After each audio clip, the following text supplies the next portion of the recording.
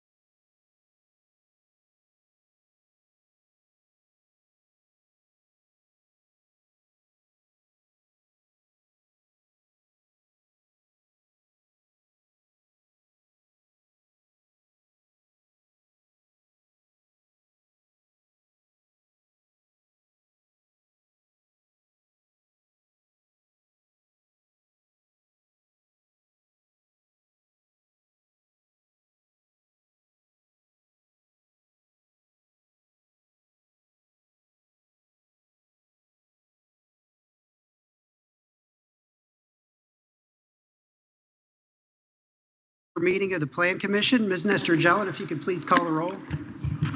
Sure. Margaret Clements. Here. Tron Enright Randolph. Here. Scott Ferris. Here. Jeff Morris. Here. Cheryl Munson. Edward Ullman.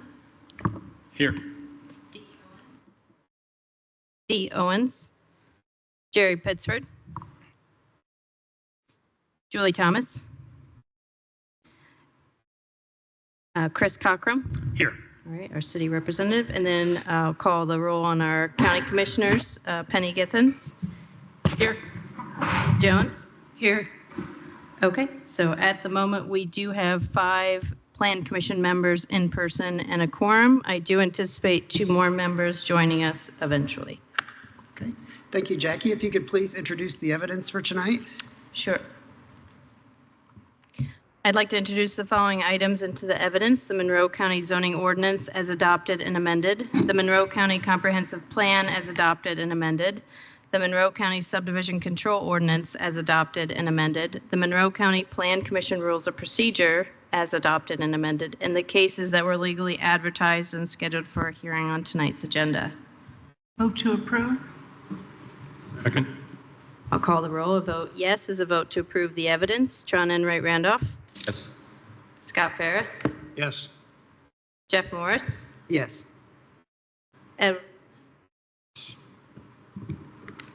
Margaret Clements. Yes. Okay, motion carries 5-0. Okay. Do we have a motion to approve the agenda for tonight? So moved. Second. Second. Okay, it's been moved and seconded to approve the agenda as published. A vote yes is a vote to approve the agenda. Scott Ferris. Yes. Jeff Morris. Yes. Edward Ullman. Yes. Margaret Clements. Yes. Tron Enright Randolph. Yes. Motion is approved 5-0.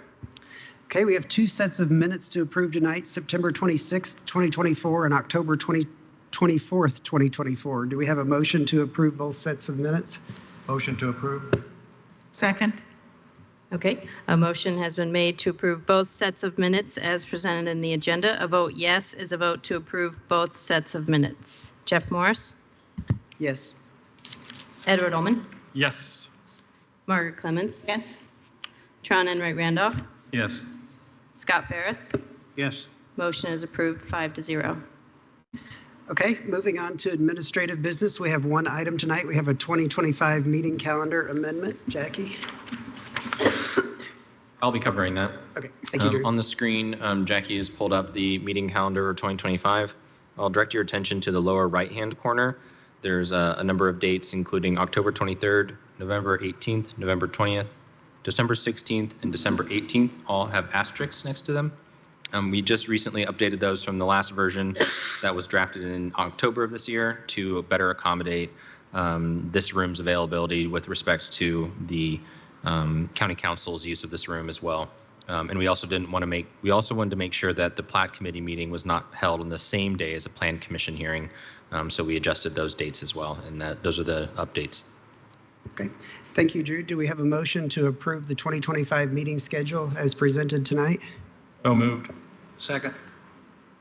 Okay, it's been moved and seconded to approve the 2025 meeting calendar as presented on the screen here and in the packet for tonight's meeting. A vote yes is a vote to approve. Edward Ullman. Yes. Margaret Clements. Yes. Tron Enright Randolph. Yes. Scott Ferris. Yes. Jeff Morris. Yes. Okay, motion is approved 5-0. Okay, our first item under unfinished business tonight is the comprehensive amendments to the Monroe County zoning ordinance, text and maps, and subdivision control ordinance. So I would just like to remind everyone gathered here tonight that this conversation started in the September 24th meeting and was continued to the October 1st meeting, and then was continued to tonight's meeting. So in the October 1st meeting, we voted to not have public comment at tonight's meeting since we had already taken public comment at 2 different public hearings. So I will turn this over now to Ms. Nestor Jellin to walk us through this. Okay, so I'm going to go over tonight just a few updates, and I want to do so in an outline fashion. So We're going to look at the updates since the October 1st meeting, since this was continued from that date.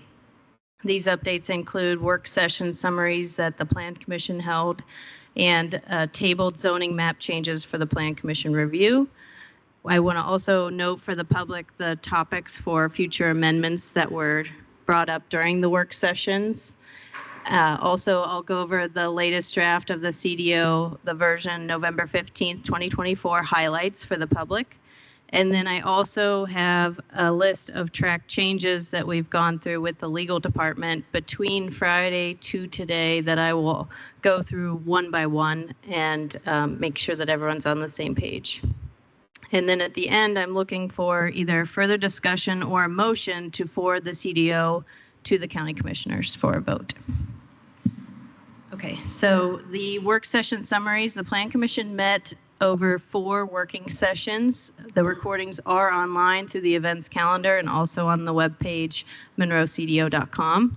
And they went through all the public comment that was heard on September 24th and October 1st.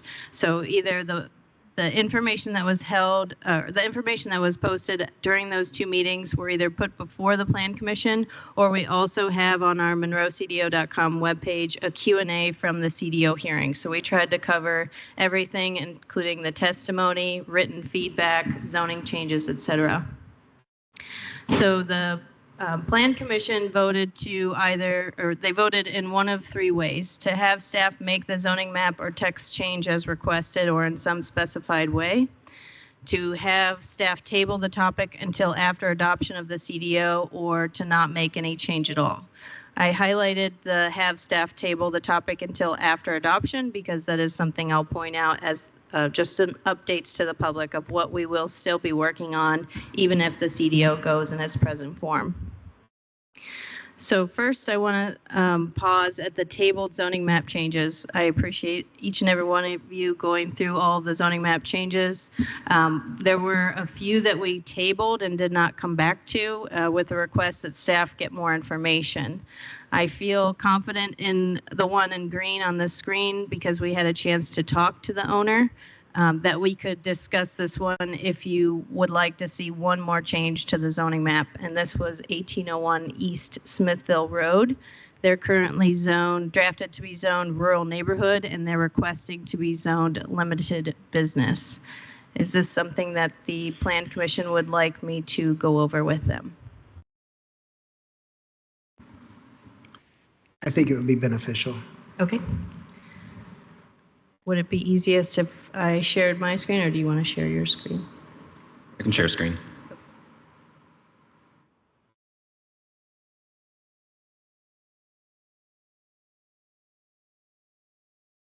Okay. On the screen, you can see these 2 parcels that I'm highlighting here in the outline of a light blue.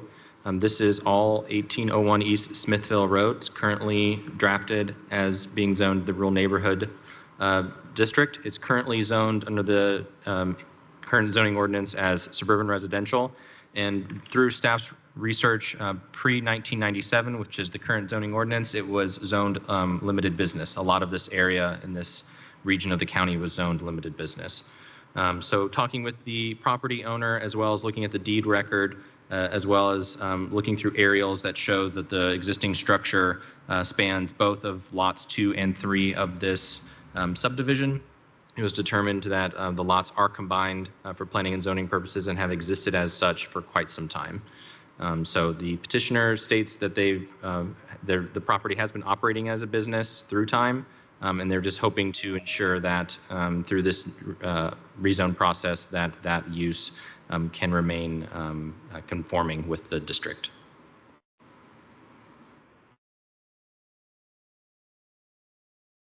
Well, I would like to move approval of the request. I'll second that. Okay. I'll go ahead and call the roll on that item just so we can keep moving through the presentation if that is okay with everyone for clarity, since I do have quite a few things to go through. Okay. So this would just be a motion to update the draft zoning map for 1801 East Smithville Road to change it from rural neighborhood to limited business. A vote yes is a vote to change it to limited business. Margaret Clements, Yes? Tron Enright Randolph, Yes. Scott Ferris, Yes. Jeff Morris, Yes. Ed. Okay, that motion passes 5-0, so I will keep going with the rest of the presentation. Thank you. So now I want to move on to the topics for potential future amendments that were identified through the Plan Commission work sessions. These are on the monroecdo.com webpage. I just included a screenshot with a highlighted text where everyone can see the summary notes from those work sessions. So I'll go ahead and list these out for the public.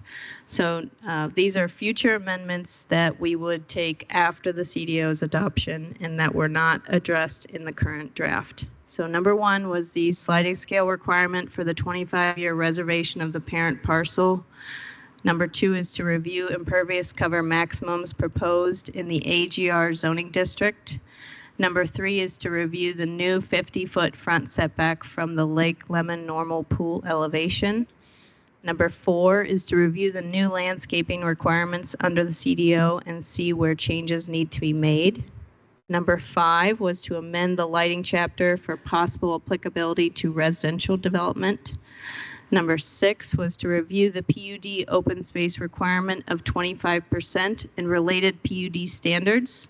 Number seven was delegation of variances to a hearing officer. Number eight was to review a potential new subdivision type for allowing cluster development in return for preserved open space.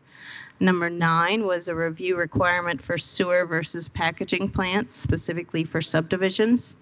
Number 10 was to review standards for collection container facilities, specifically the stated setback from residential properties. And lastly was number 11, to reassess the combination or separation of the following three uses: RV storage, boat storage, and convenience or self-storage is what it's now called. So also for the public certification, the CDO is generally proposing several big picture changes that we've talked about in numerous meetings. So I'll just summarize these in 8 points. So we're consolidating the number of zoning districts to 15, consolidating the total number of permitted land uses by retaining old uses and also adding new uses, but in a consolidated fashion. Creating easy to use 2-pagers for each zoning district. New chapters are being proposed under the CDO, which are lighting and the Lake Lemon overlay. We're also removing one chapter, which is the grading and erosion control, which is now covered under Chapter 761.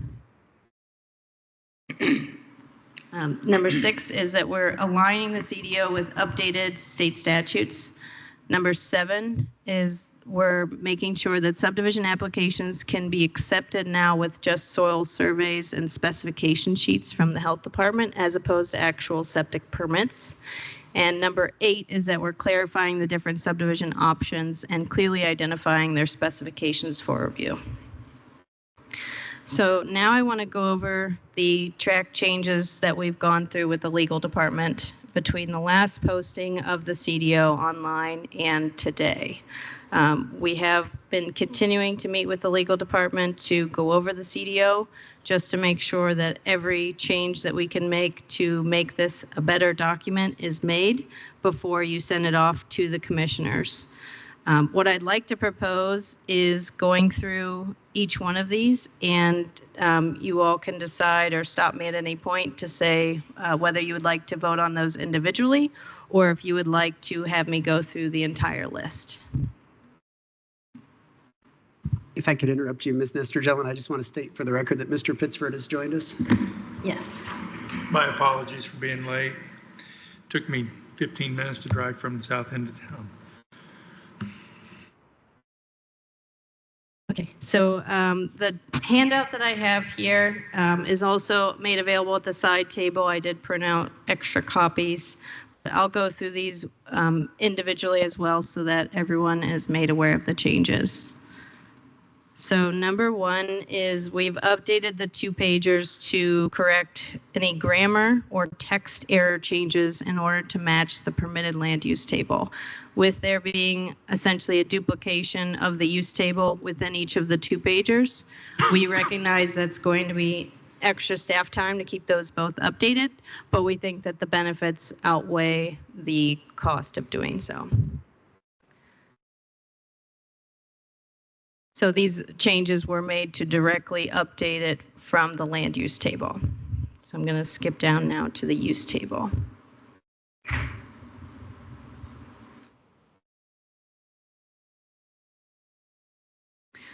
Okay, so we made sure that uses were in alphabetical order as symbolized by the green text on screen. We also added long-term shelter as a conditional use in the residential districts after review with the legal department. We changed the land use table in regard to permissions for automotive salvage. Let me get down to that part.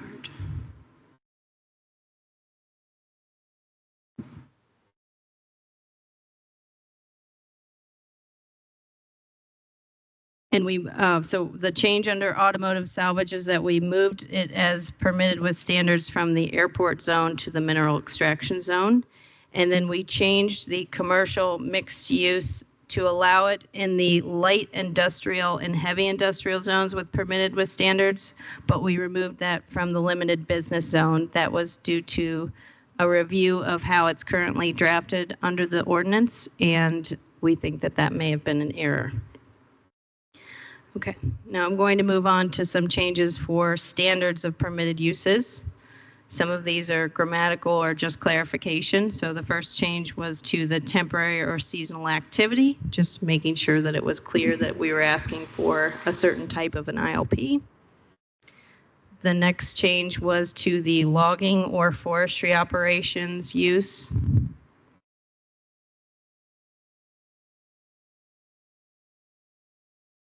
The change here is that we were trying to better specify the applicability of the stormwater ordinance. And then we also felt that standards 2 and 3 as listed on the screen were actually duplicative and not needed because they're either covered in the stormwater ordinance or they're covered elsewhere in the ordinance, in this ordinance.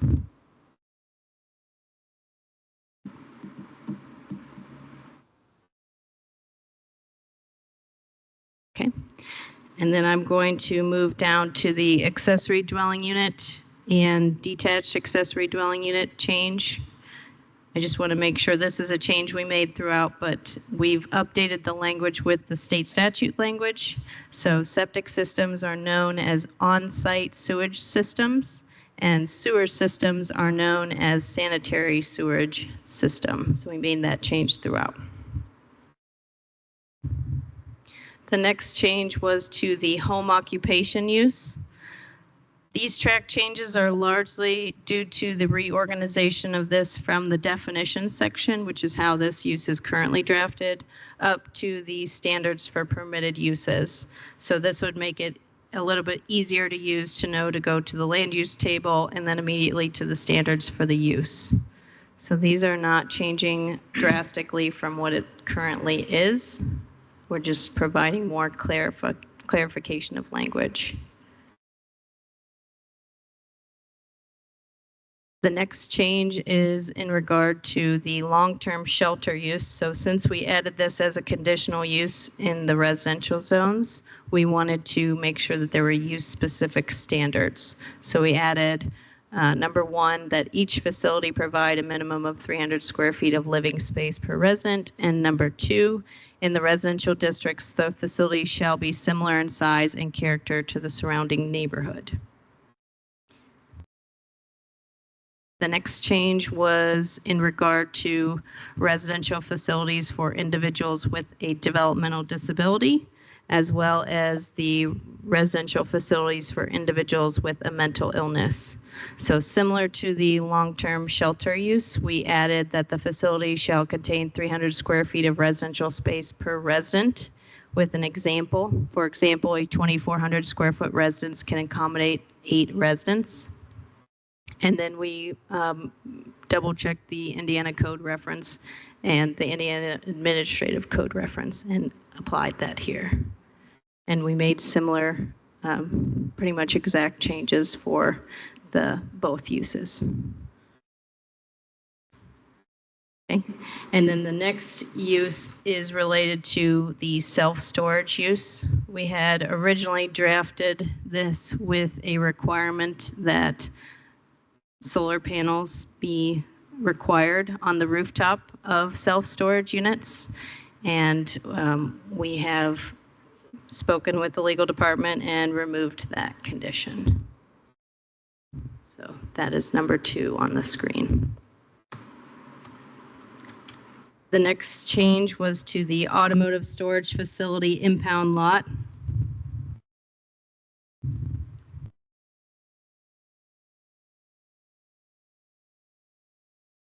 And that is to clarify that we took out the first sentence because that is a separate use, processing of metal salvage. We actually have that defined, but not as a specific use, and it's not permitted. And we clarified that instead of floodways, we chose the language special flood hazard areas, which is all encompassing. We also changed the requirement for the landscaping to be clarified with how the landscaping chapter is currently drafted. So it basically is saying the same thing, but it now matches chapter 816. Automotive salvage, we took out item number 4 because it was redundant with another standard. Mineral resource extraction, this is a use in the use table. We updated the standards on this one as well.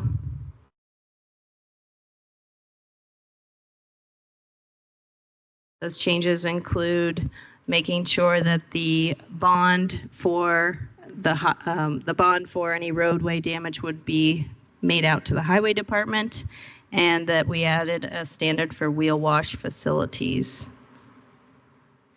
And lastly, for the use table standards, the adaptive reuse, again, updating the language regarding septic or sewer to be consistent with the state. Okay. The next changes that we have are in the parking chapter.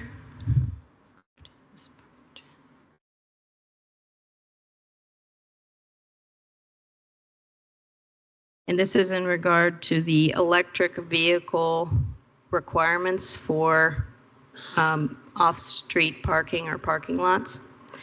We clarified the EV charging station standard in here to make it so that they have to provide capability for EV stations based on the use.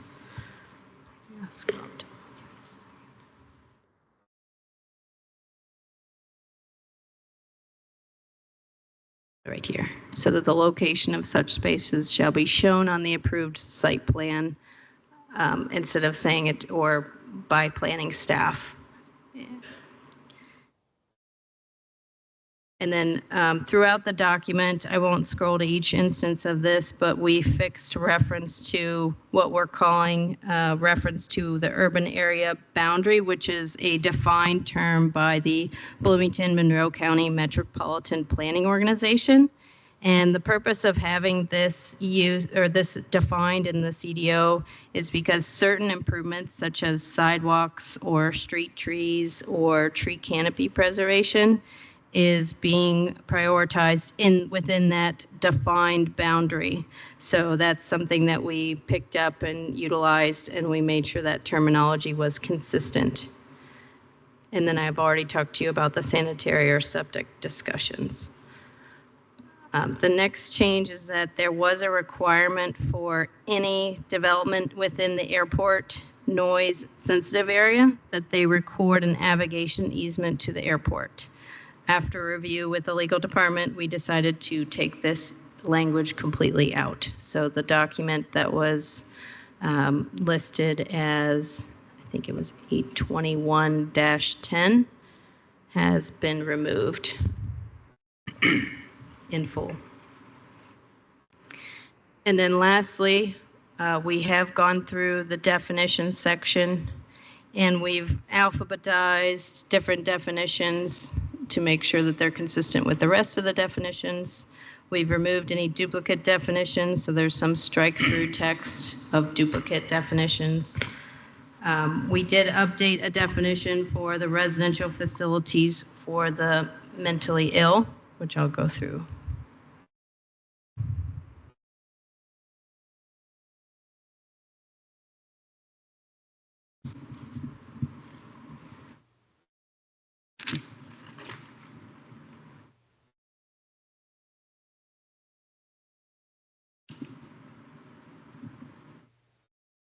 Okay, so the definition for residential facilities for individuals with a developmental disability was just updated to get rid of as amended by.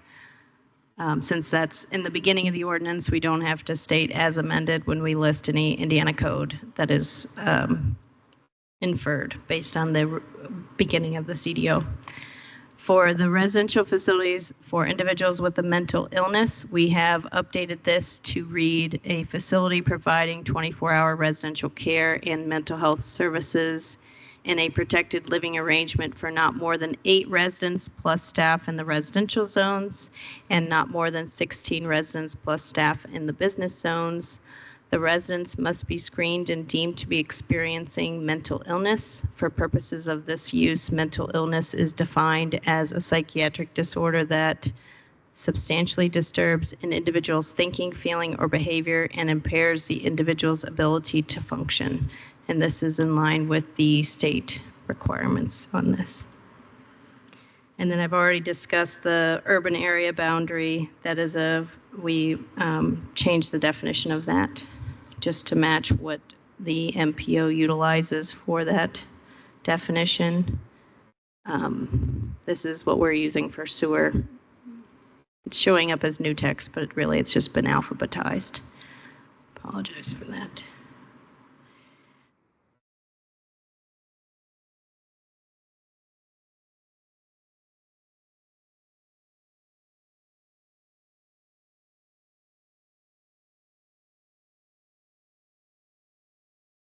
Okay, so urban area boundary has been updated to state it's for the purpose of this ordinance, the urban area boundary is the area assigned to the Bloomington, Monroe County Metropolitan Planning Organization by the Census Bureau following the decennial census evaluation of population data. This area is eligible for federal transportation project investments and otherwise represents an area where new alternative transportation infrastructure, landscaping, and other improvements should be prioritized. And then we did fix the definition for appeal, just a reference that it can go to any appropriate body since both the Plan Commission and the BZA can review appeals. We clarified the definition for clean fill by adding a sentence at the end stating that for vegetative matter that someone could look to the definition of green fill since those uses are close. And then lastly, we removed the definition for intent for development under logging or forestry, since that is a definition that's in the stormwater ordinance. I believe those are all the changes that we've made. And if we want to go through these, we could decide to go through with these changes or table any of these changes. And then whatever the end result is, I would make sure that version is published and posted on the CDO website. Okay, thank you, Ms. Nestor-Jelen. I think it's time to turn to the Plan Commission now. I think this is a lot of information that's been presented, so thank you. I think I'd like to hear from members of the Plan Commission, but I want to say up front that I came to the meeting prepared based on the November 15th draft, so this feels like a lot of information to take in tonight. I think some of these items, specifically number 3 and the related items, and then some under number 7, I think are worthy of additional discussion after we've had time to do some additional analysis on this. But I'd like to hear from other members of the Plan Commission. So we'll start to my left and work our way down, and then we can move to the commissioners. So Mr. Pitzer, do you have comments you'd like to share on the amendments? Okay. And Mr. Ullman? No, I apologize for missing some of the work sessions due to other work matters, but no, I don't really have. I think Jackie did a phenomenal job of explaining things. So thank you, Jackie. Thank you. Ms. Clemens?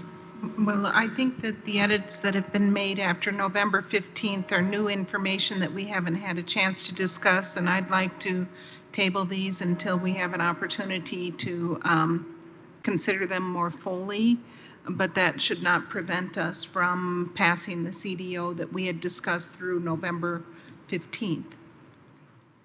Mr. Ferris? I agree with Margaret. Mr. Enright Randolph? Yeah, I have a few questions, I guess. The one where you're talking about changing the cashier's check or security bond from planning to highway, what is the impetus of that and how did that used to work? And why are we considering changing that process? Yes, so this is very specifically for the mineral extraction use in the use table. So the mineral extraction use standards currently as drafted, they list that there's a bond for roadway damage to the planning department.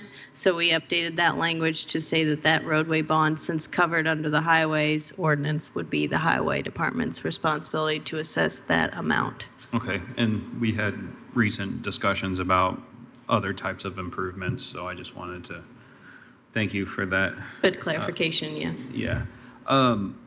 The other question is, when you're talking about the MPO, is that boundary the TIP district, the TIP area, the Transportation Improvement Program? They have an area that, is that the area Where we're those talking funds about? can be expended, yes. As And far that as gets that- updated every 10 years, yes. Okay, and we're just focusing on this currently, right, President Morris? Yes, just the amendments Okay, proposed. because I have other comments more general to the whole thing. I agree with, you know, there's a lot of information. The standards and permitted uses do have a significant impact in a couple areas. I'm just looking at it when I just got the paper, just like everyone else, so.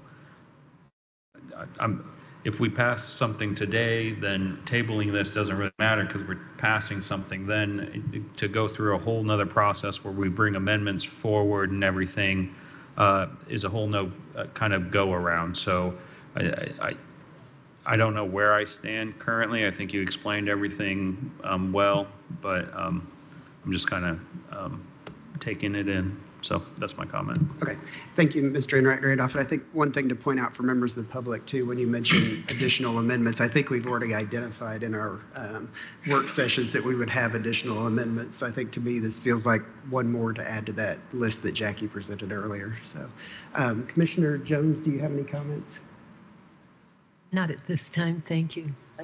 Commissioner Githens, do you have any comments? I just, this occurred to me late, so I apologize to Jackie and the staff, but under the definition of a critical facility, would you do another amendment that would add both child care center and child care home to that critical facility, because that impacts what can go into flood zones? And I don't think little ones can help find their way out of something if there's a flood. Thank you, Commissioner. That's section 825-2. Thank you, Commissioner Githens. So we will come back now to the Plan Commission for a motion on how to handle the amendments presented after the 11/15/2024 draft.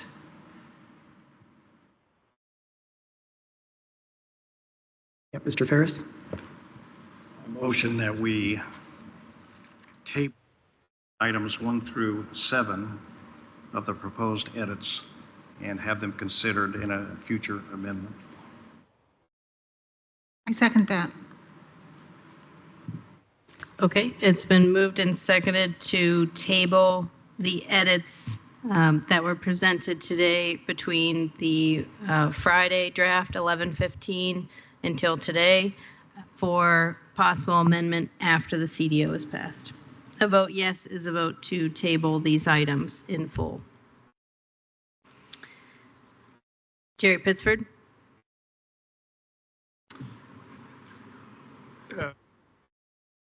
Yes. Margaret Clemens? Yes? Tron Enright Randolph?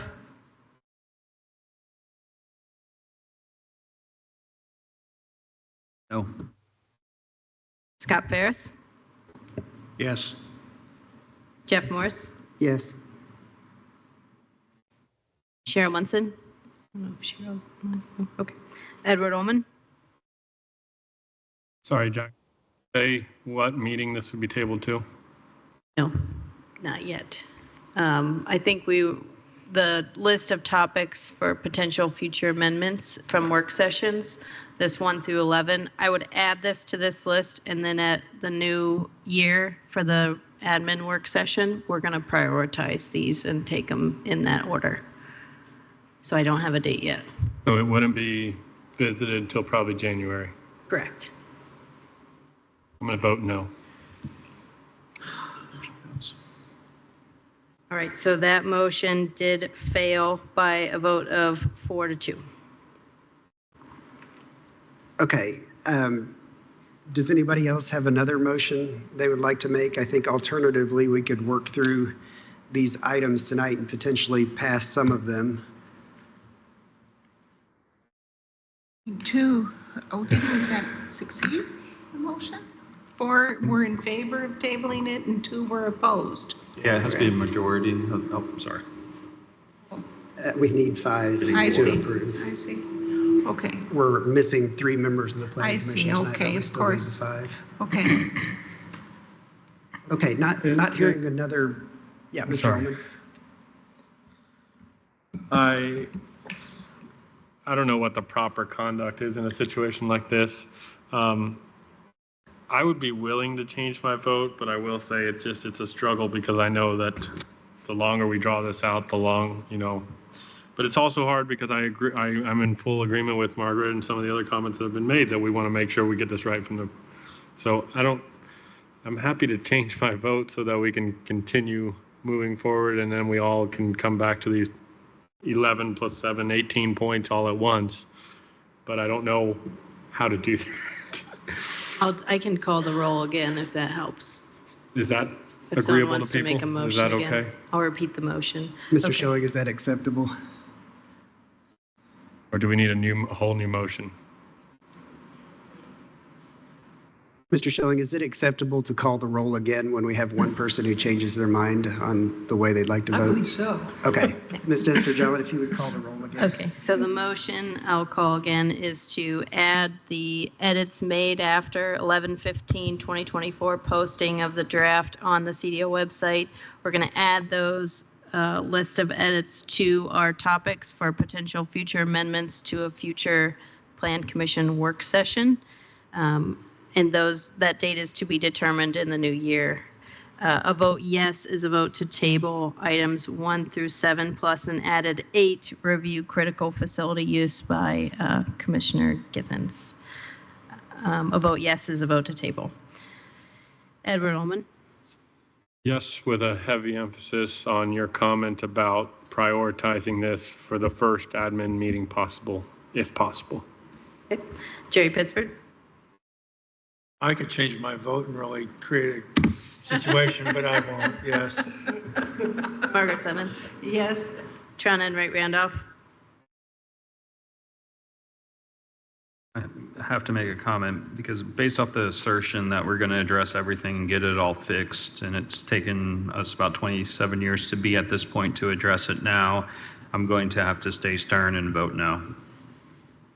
Okay. Scott Ferris. Yes. Jeff Morse. Yes. Okay, so that motion did pass by a vote of 5-1. All right. Thank you, Mr. Ullman. Thank you, Ms. Nestor Jelen. So I think moving on now, Ms. Nestor Jelen to the CDO. Yes, in terms of a vote, right? Correct. Okay, so we can have discussion and/or a motion on the CDO. I did want to pull up the reference to the Indiana State Code, which is our review of the findings or what we need to consider as we make a motion, or of course, there's other options on the table, but I'll post these here on the screen. I have a motion to amend. I mean, we didn't skip over that part of this. So if I'm able to, if we're at the Plan Commission. I think we haven't gotten to the discussion phase yet. I think, Ms. Esterjellen, were you going through the changes? I did go through all the Oh, you changes on did there. already go Yes. through all of them. Okay, Yes. then I think we need to bring it back to the Plan Commission for comment before we make a motion. My apologies. Well, mine's not overall, it's just a motion to amend. So I'll make a motion. I'd like to make a motion that we amend the 50-foot conservancy area language to move it back to the 25-foot conservancy area. I haven't been presented with enough quantifiable evidence of what issues we're resolving.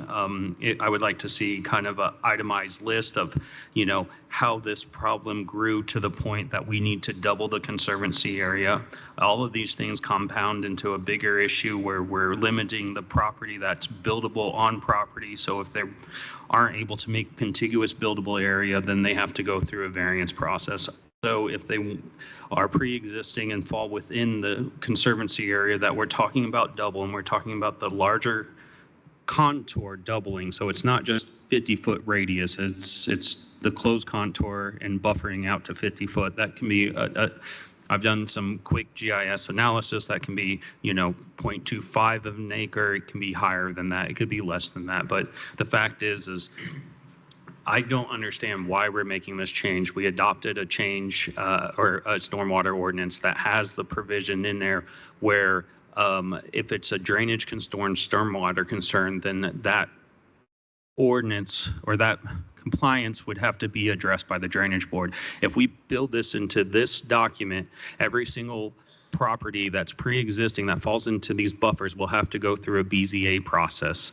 And from my understanding, a BZA process, so you have to do alternative findings of facts. And one thing that does not rise to the level of a practical difficulty, which you have to prove as well, is the cost associated. So let's say, for instance, you want to expand a porch on the back of your house and you built a road in compliance before we doubled the conservancy area, you're out of compliance. You would have to seek a variance. If your only practical difficulty is the cost and it's infeasible for you to do that, those folks aren't able to move forward. I think the 25-foot is a great measure because it brings awareness. I think people can be good stewards of their property. I think a buffer, just by a circle analysis, it does not present the lay of the land in a way where we're actually really achieving the goals we want. Also, through the drainage board, they haven't been able to provide a recommendation to this board because of the short timeline.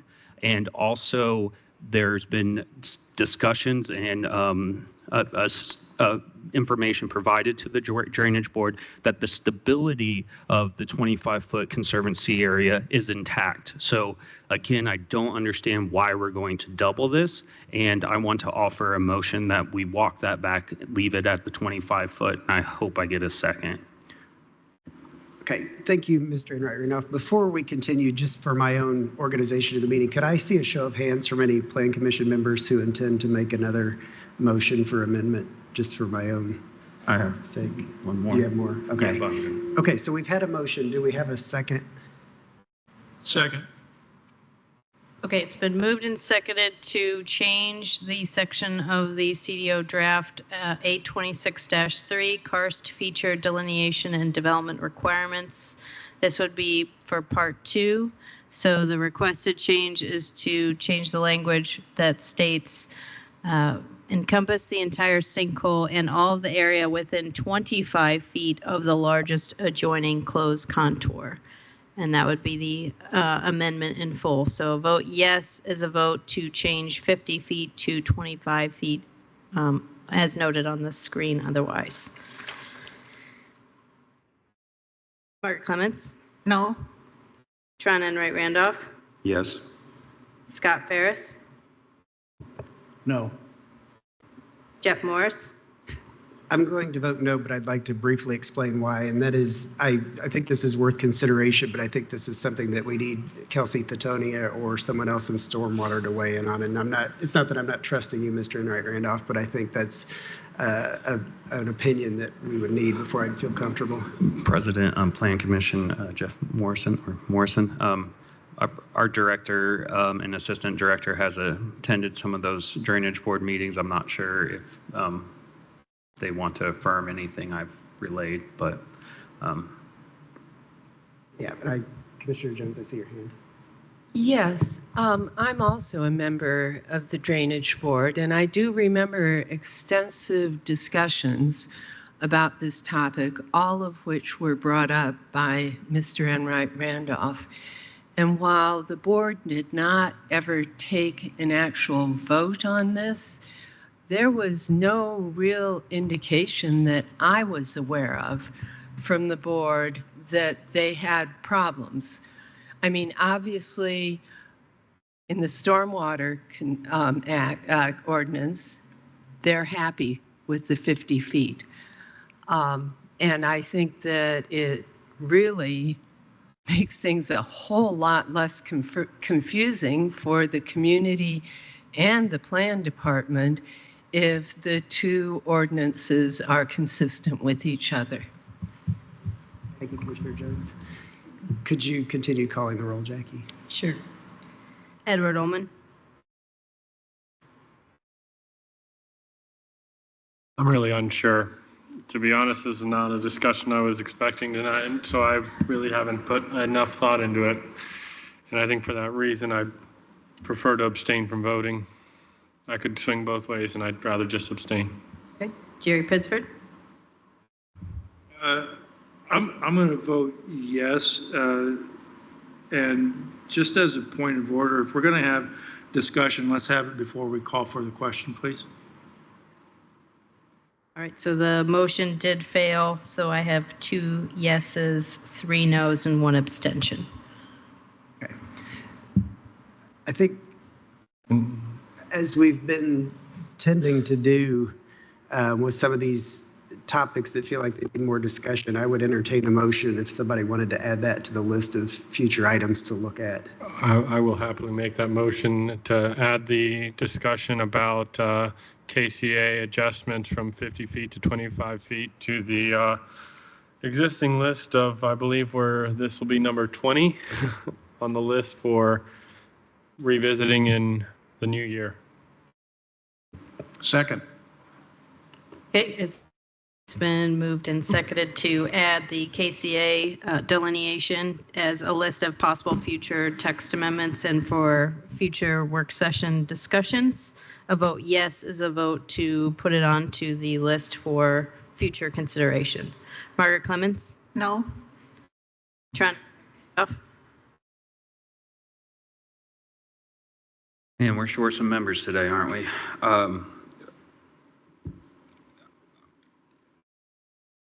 I want to do my absolute best to create a complete document I can completely support. So saying we're going to address this later gives me pause, but I feel like if I don't kind of balance the way I'm going to vote tonight, then maybe it doesn't show up on a future list. So I'm going to vote yes. Scott Ferris? Yes. Jeff Morse? Yes. Edward Ullman? Yes. Jerry Pittsford? Yes. Okay, so that motion is approved 5-1. Okay, thank you, Jackie. Mr. Ullman? Real quick, if you don't mind, would it be possible, Jackie, to maybe get a written commentary from Stormwater and maybe in particularly Ms. Latonia or somebody in prior to whenever this is finally heard and we have a meeting on that particular topic? Sure. I'll just note for the public's own edification as well as the Plan Commission, I did reach out since this did come up during the testimony, and it is on the Monroe CDO website. So the MS4 coordinator did state in response to someone asking about why the stormwater ordinance did change it from 25 to 50 feet. She states that the Drainage Board settled on 50 feet Karst Conservancy area based on scientific studies focusing on water quality protection for sinkholes and the professional expertise of geologists and engineers on the board. Here's a main study that was referenced at our meetings, which is linked on the CDO website. It states that buffers are at least 100 feet are most effective, but buffers around 50 feet still provide good water quality protection while still being cost effective. We also incorporated the sinkhole drainage area delineation into the ordinance. But I do agree that we could, it sounds like we have an agreement to discuss this at a future work session, just the interaction with the stormwater ordinance and the planning ordinance as adopted would be good to check back in on in the new year. Thank you very much. All those meetings are recorded and there's minutes. I feel like this is due to my comment. I feel like there's some, was next? so stability That was and next. water quality is two different things. The distinctions were made and when those discussions were had. So everything you're saying is absolutely correct. That's drainage, stormwater, but then there's a distinction of stability. My comments were based off stability, and we just, at a recent comment, the president of the Drainage Board said that they never were able to make a recommendation to planning based off the stability issues. So I really think that needs to be clear so people understand what my comments were and how they should take them. Thank you, Mr. Randolph. And Ms. Clements has had her. Yes.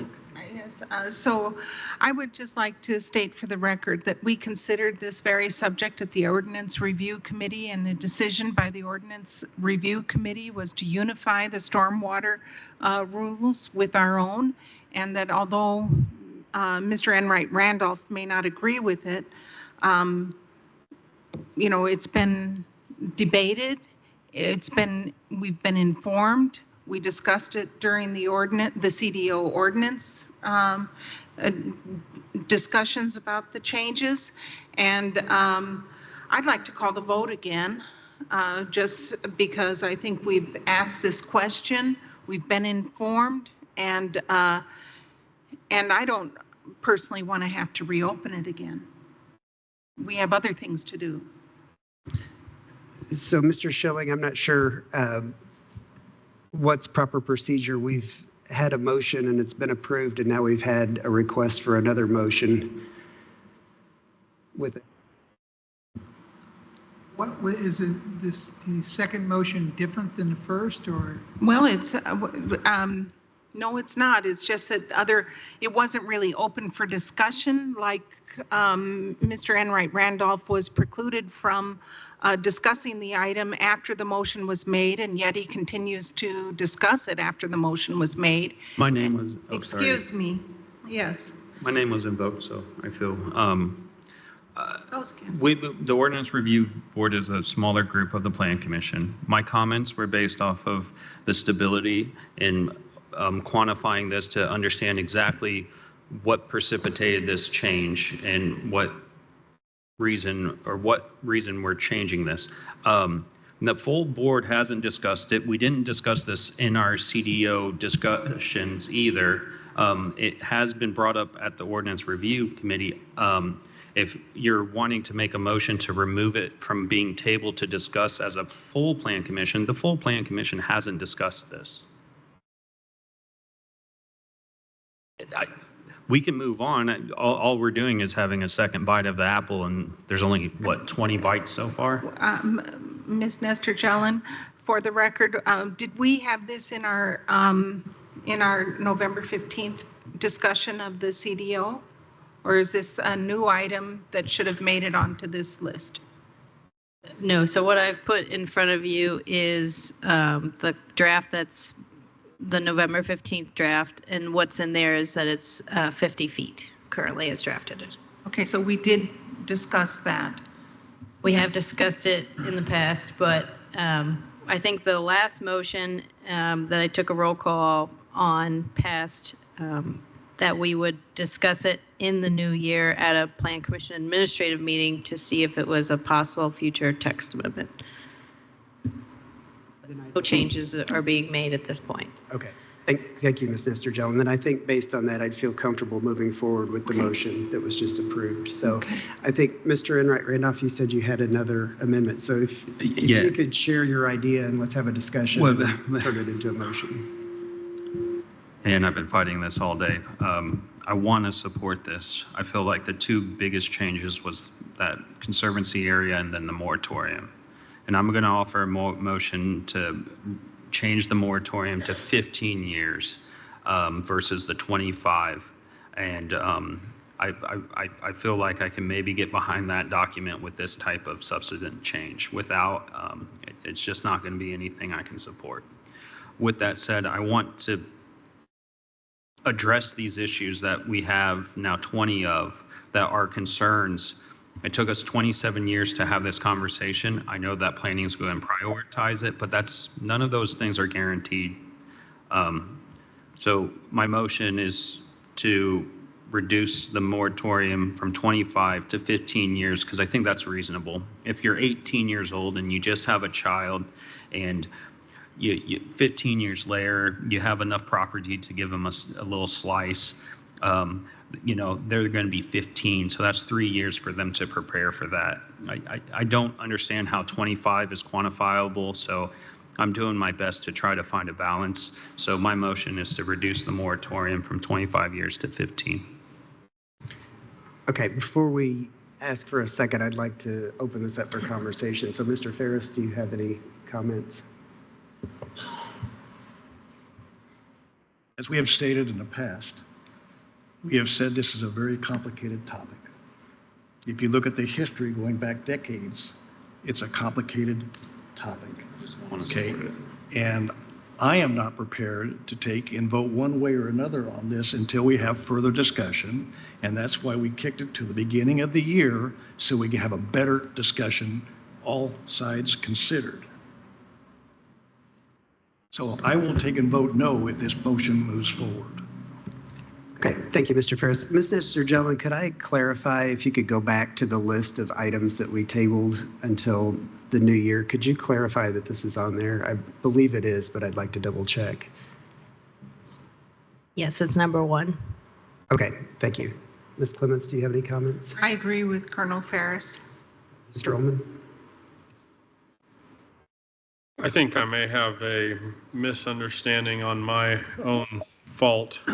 But hearing the conversation being had by everybody, am I to understand that we are decided to table these up to 20 items for the new year, but yet we are still hoping that by the end of this meeting, we approve and adopt this stack of a CDO? And is that the intent, that we still hope to approve this evening, but yet we've lined up 20 items to table for January 1? And so within 2 months of an adoption, we'll be making possibly 20 amendments to a brand new document? Yeah, that is the takeaway that we had in the 4 working sessions that we had. And the reason for that was we all felt that we had received a lot of great comments from the public, but they all warranted deeper conversation. In an effort to continue to move the CDO forward and get it approved for the public's benefit, it made sense to create this list that we would review immediately following the new year. So you're correct, Mr. Ullman, that is the takeaway of this. And I completely understand that mindset, and I agree that at some point we do have to adopt it and go with it, and it is a living, breathing document that over time will be amended, just as the previous one has amended, and just how so many legal documents in this nation have been adopted over the years. But I struggle to just continue to compound to this list, and then with the understanding that we are going to be adopting, or the intent of adopting this. Somehow I was personally misunderstood that, and I'm not at no fault to anybody sitting here. So, especially when I look through that list and look through the list in front of us, and I see some things that are very heavy. So those are my only comments. Okay, thank you. Mr. Pittsford, do you have comments? Yeah, I do.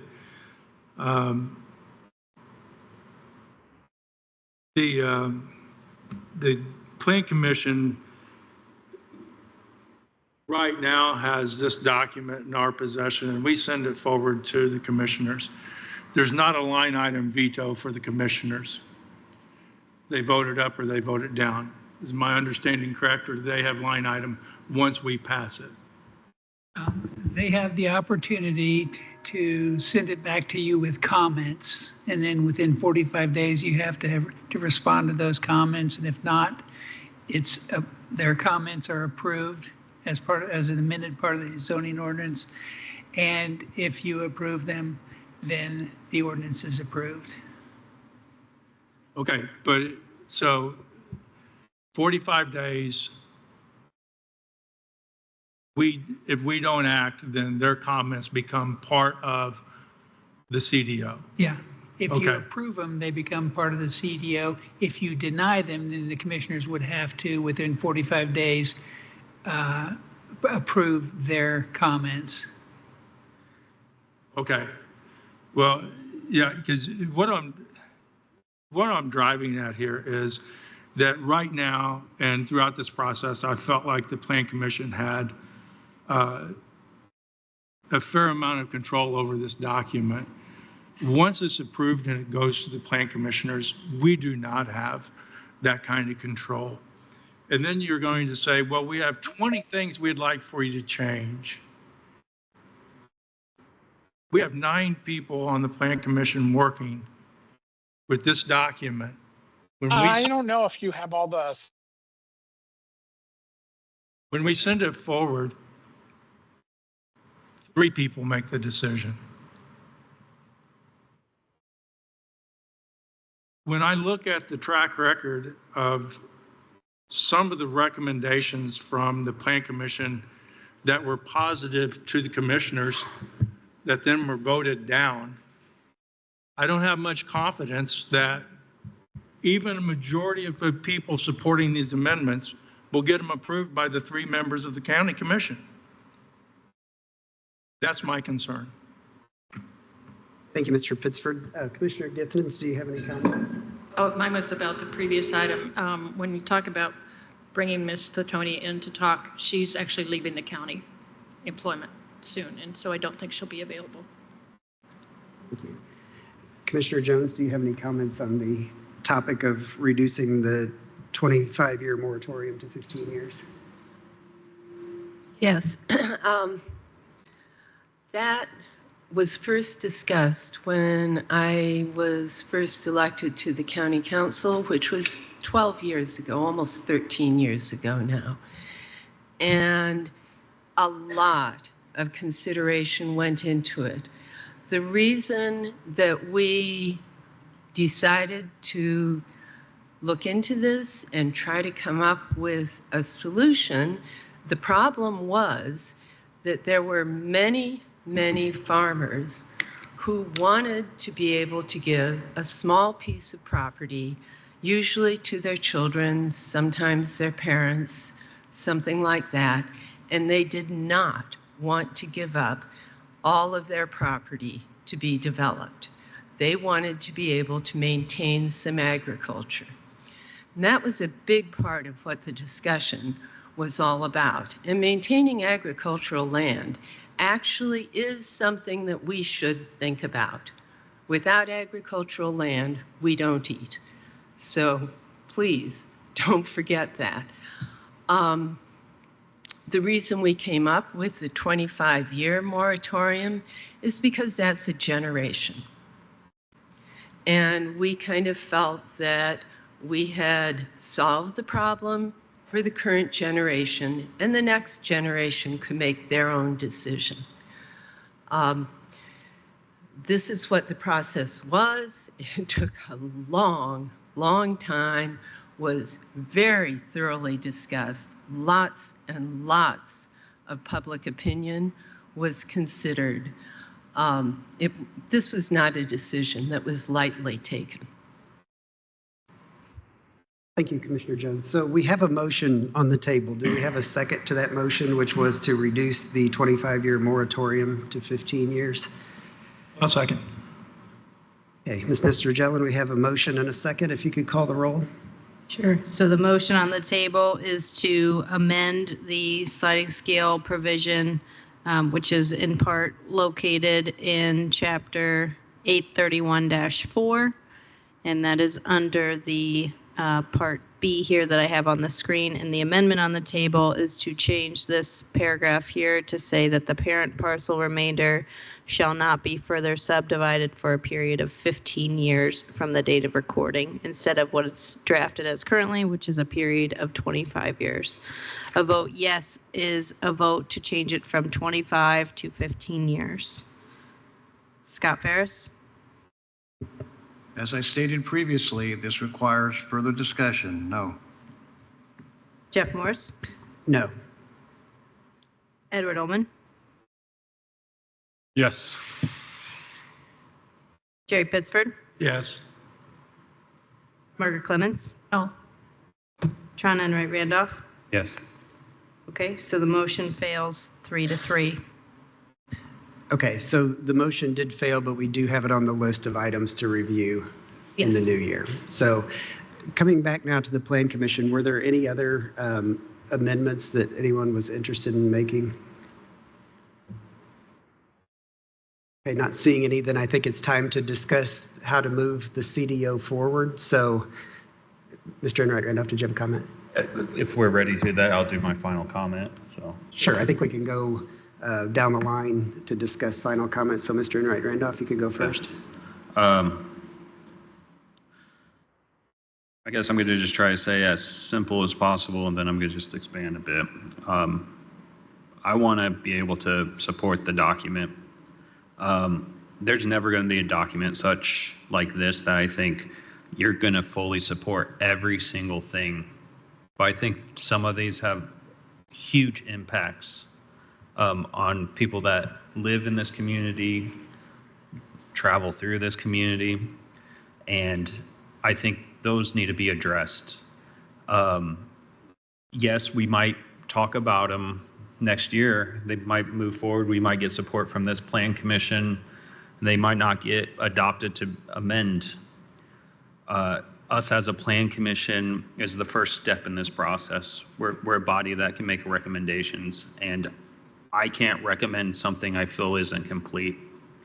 We're talking about addressing these in a couple of months anyways. I feel like the process has been moved so quickly that it hasn't allowed us time to address these bigger concerns. I would spend a day on each one of these subjects to resolve them before we adopt an ordinance that has been amended, but not super significant amendments. There's not even a standard process of how we're going to address these.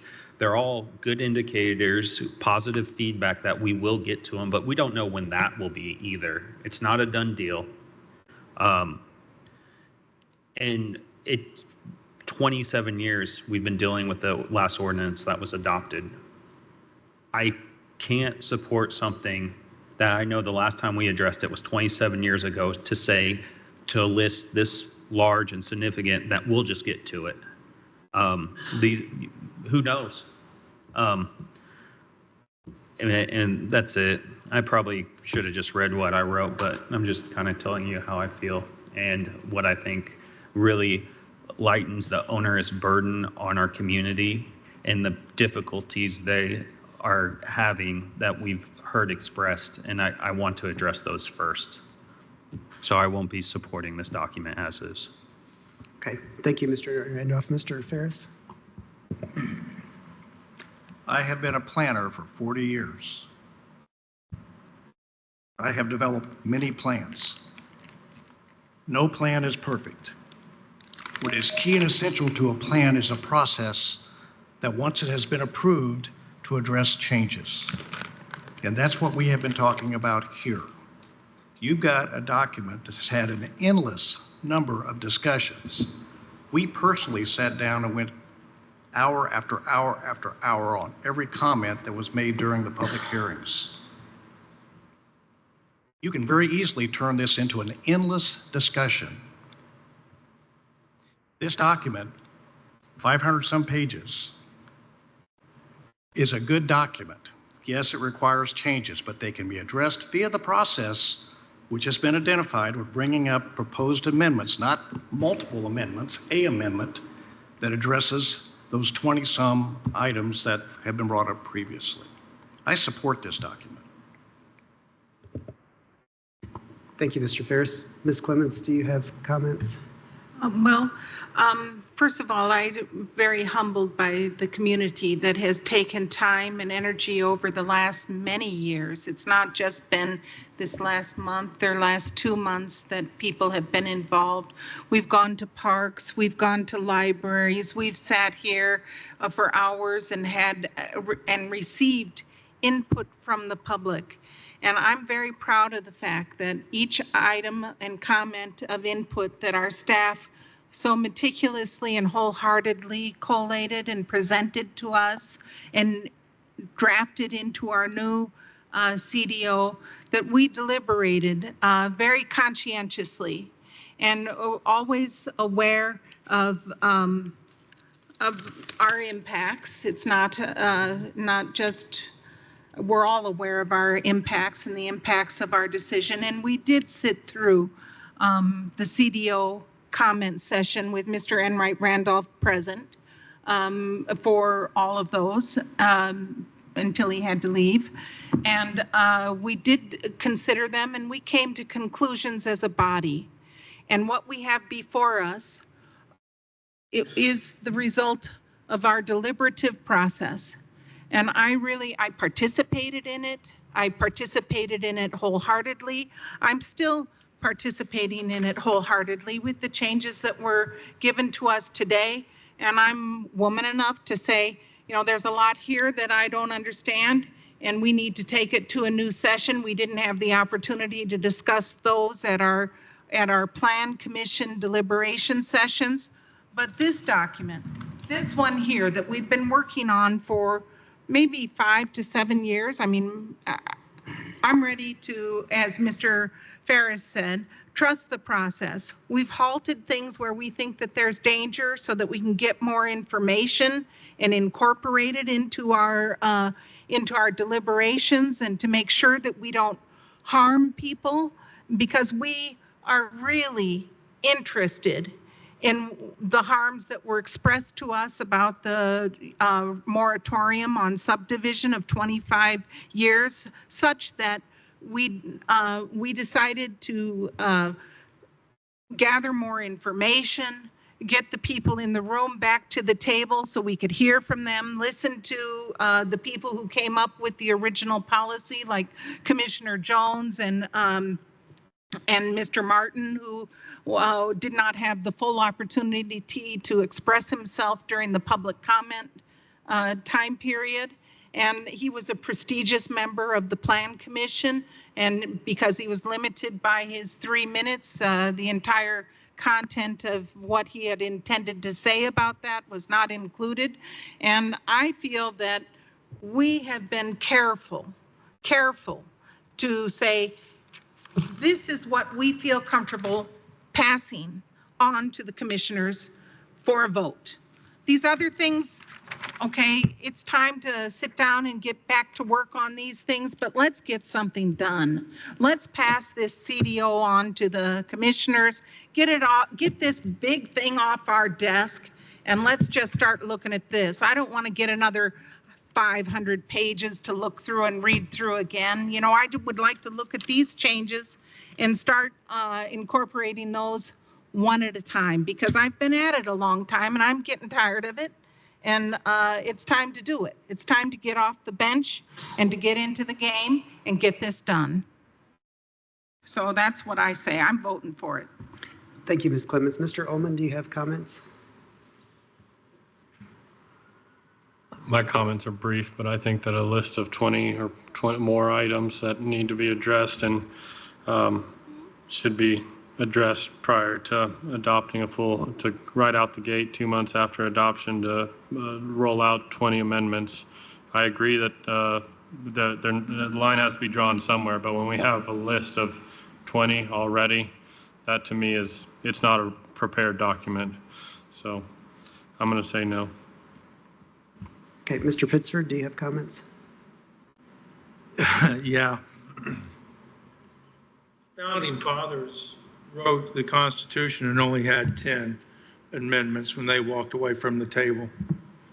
I think the Constitution might have been a little bit more substantial and important than this, and we have 20. That doesn't indicate confidence to me. Does not, well, what it does is confirm my suspicion that some highly important issues in this ordinance have not been fully satisfied. The moratorium on the sliding scale subdivision is just one of them. And I think there are just a couple others, not a lot, but I think there are some. I've already expressed my concern of the process that follows the passing the ordinance on to the county commissioners and the difficulty of amending it after the fact. I don't think that's as black and white as it's being presented here. I think a change in some of these very important items can get traction among a complete plan commission that would not receive traction among the county commissioners. And for that reason, I feel like it should stay in the hands of the plan commissioners.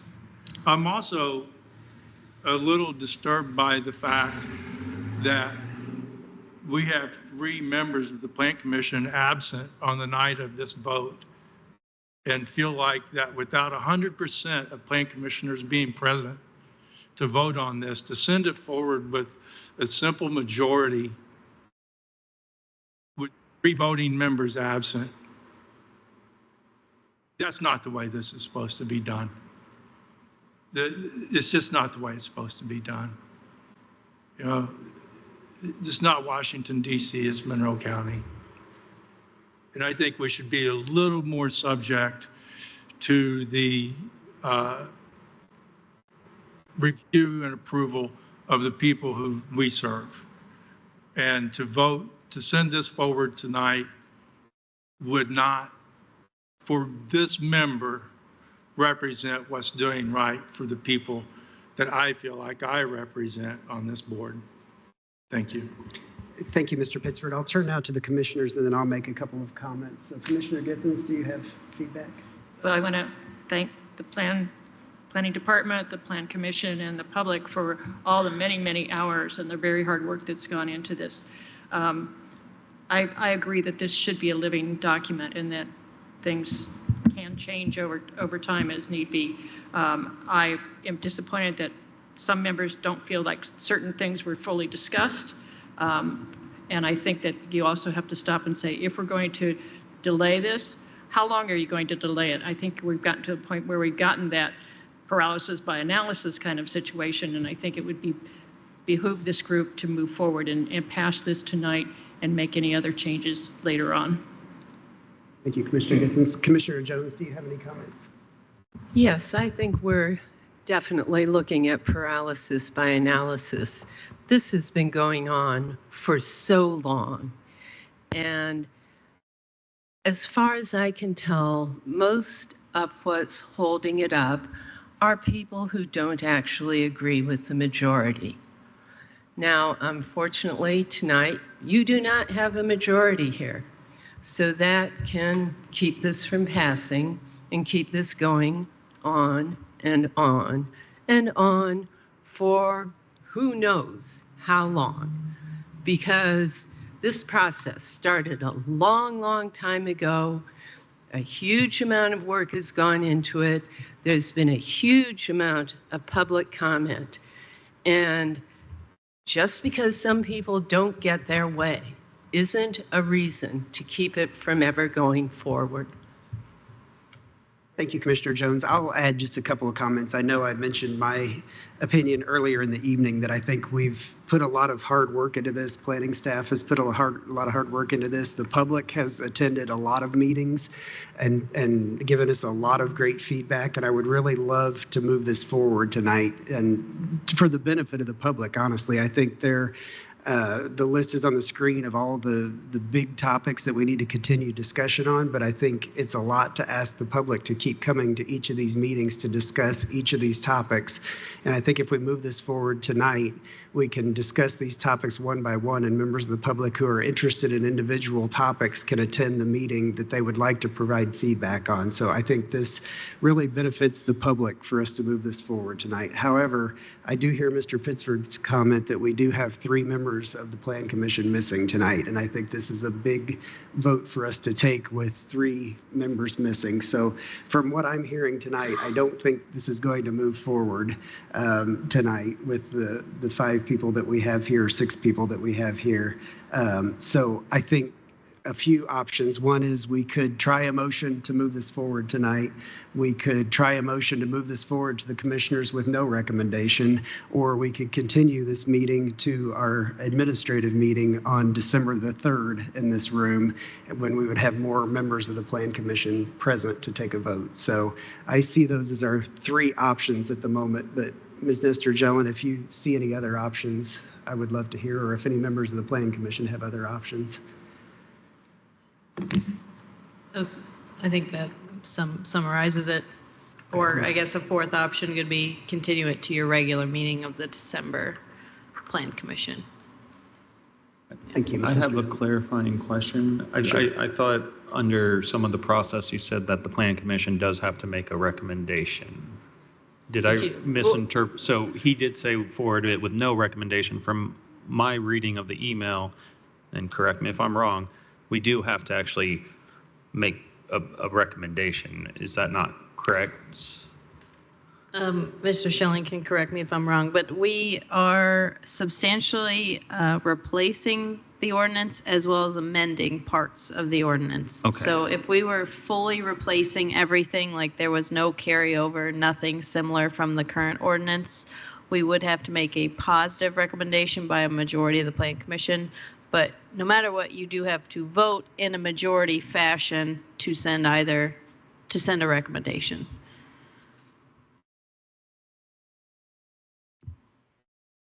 Mr. Ullman, did you have comments? Is there not an option to table this until we get an opportunity to discuss and vet out the 20 items on the list? Because to table this to the December administrative meeting, or even the December formal meeting, regular meeting, I forget terminology, that based on Jackie's discussion, we won't have touched the list of 20.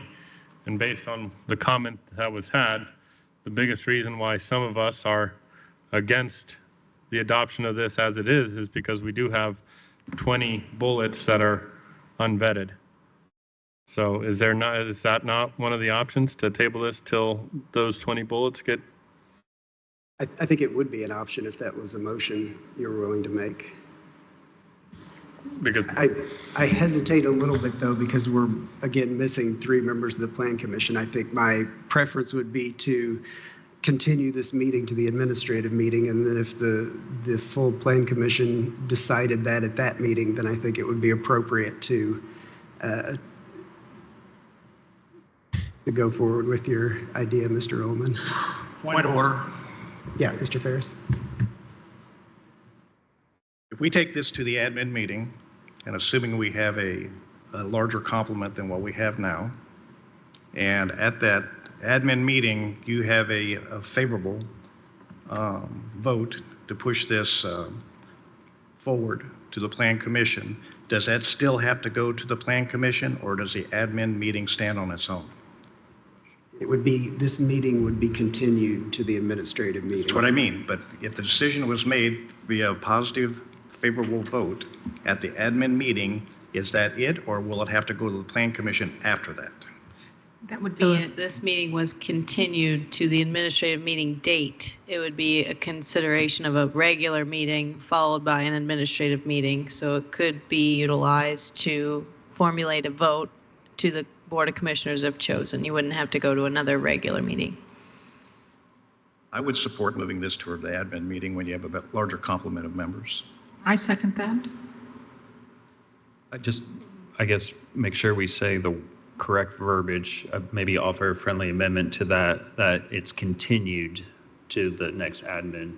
I don't think that is even a motion, Mr. Chair.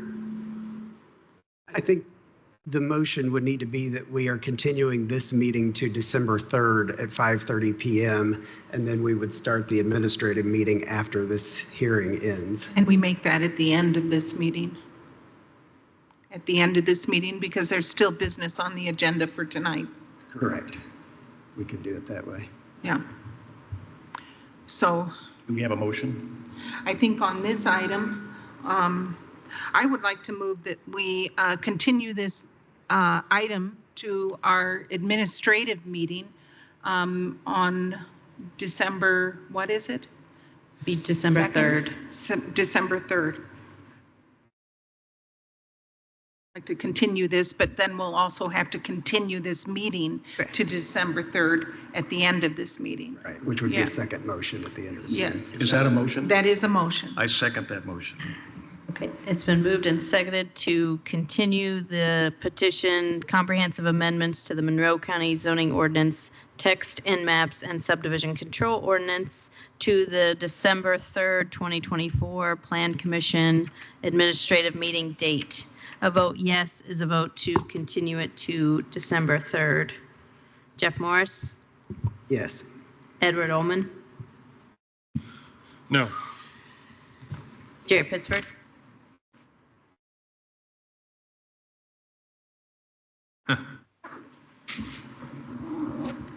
Yes.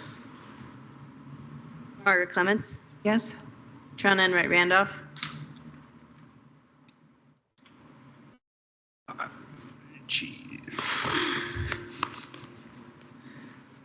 I like Plan Commission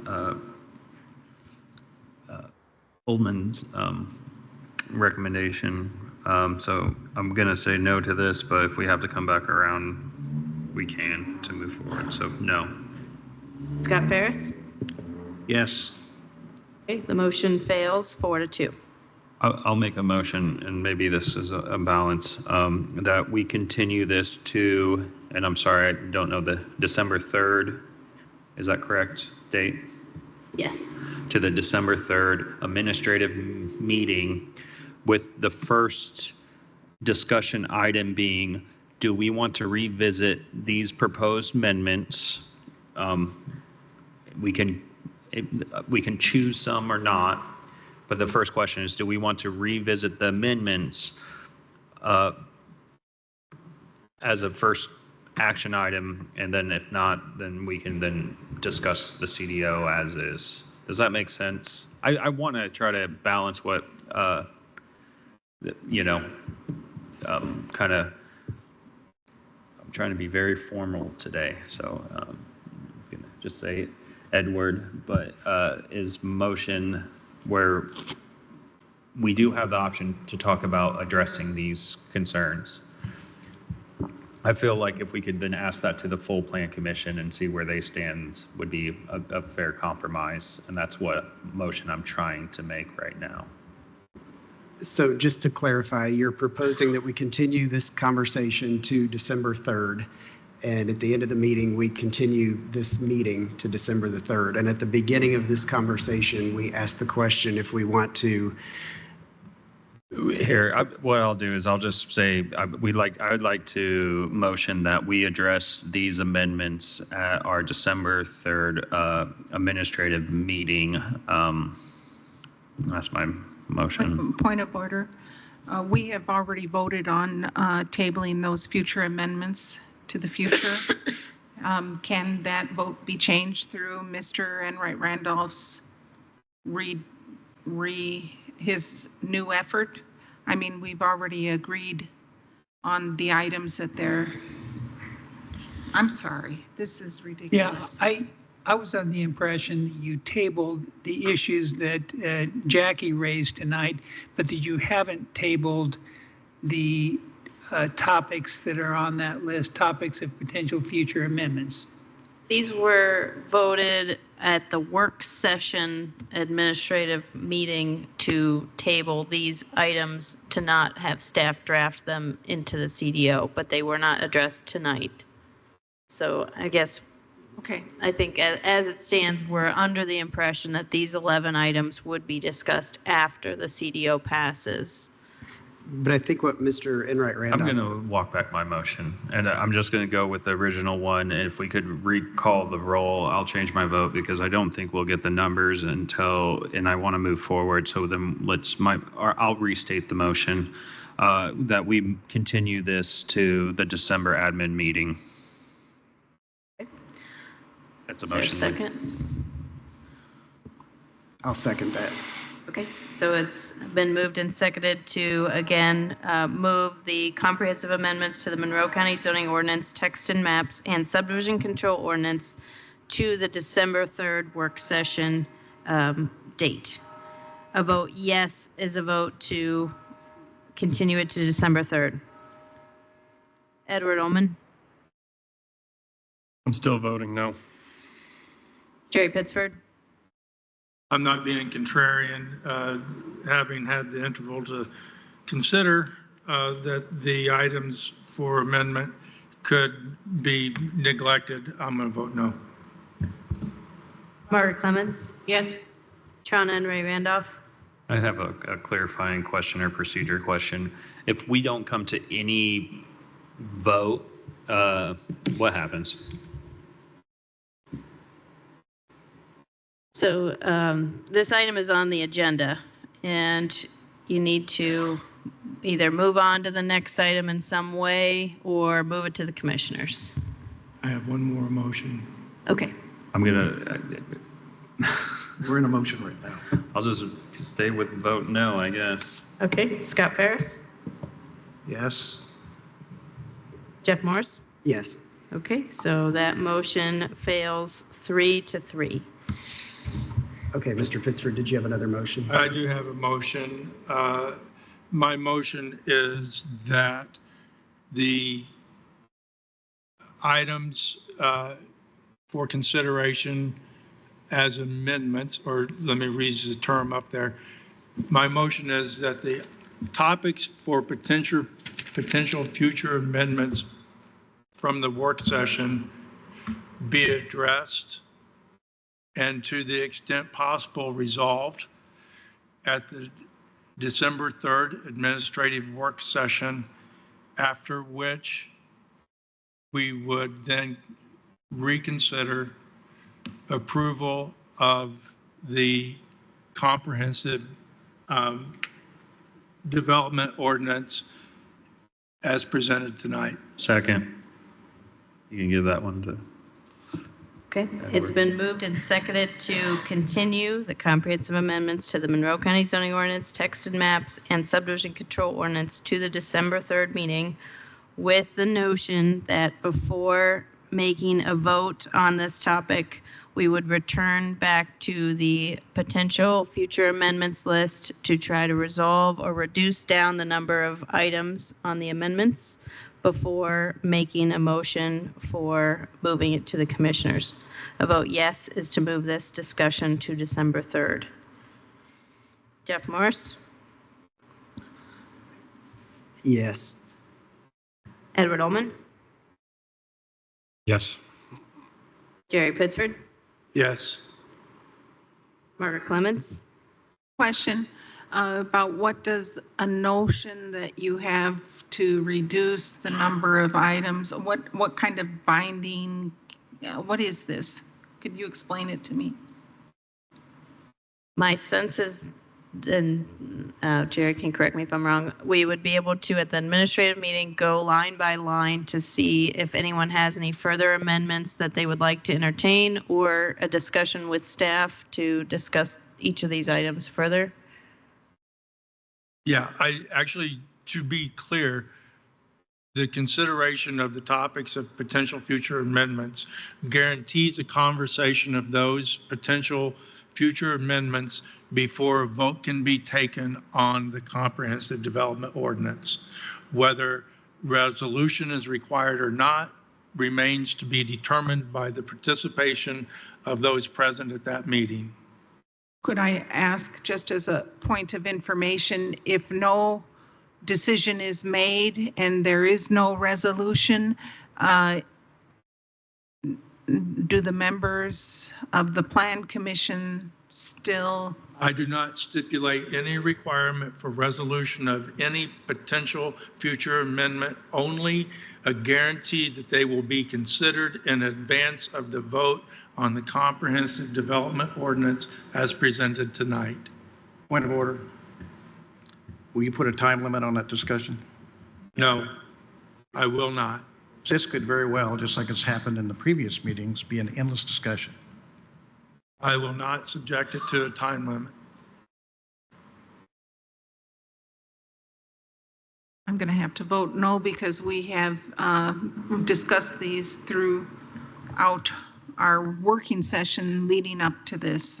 We've discussed all 11 of these items, and our solution was to go forward with the CDO absent these 11 future items. So I stick with what we decided as a group, and I vote no.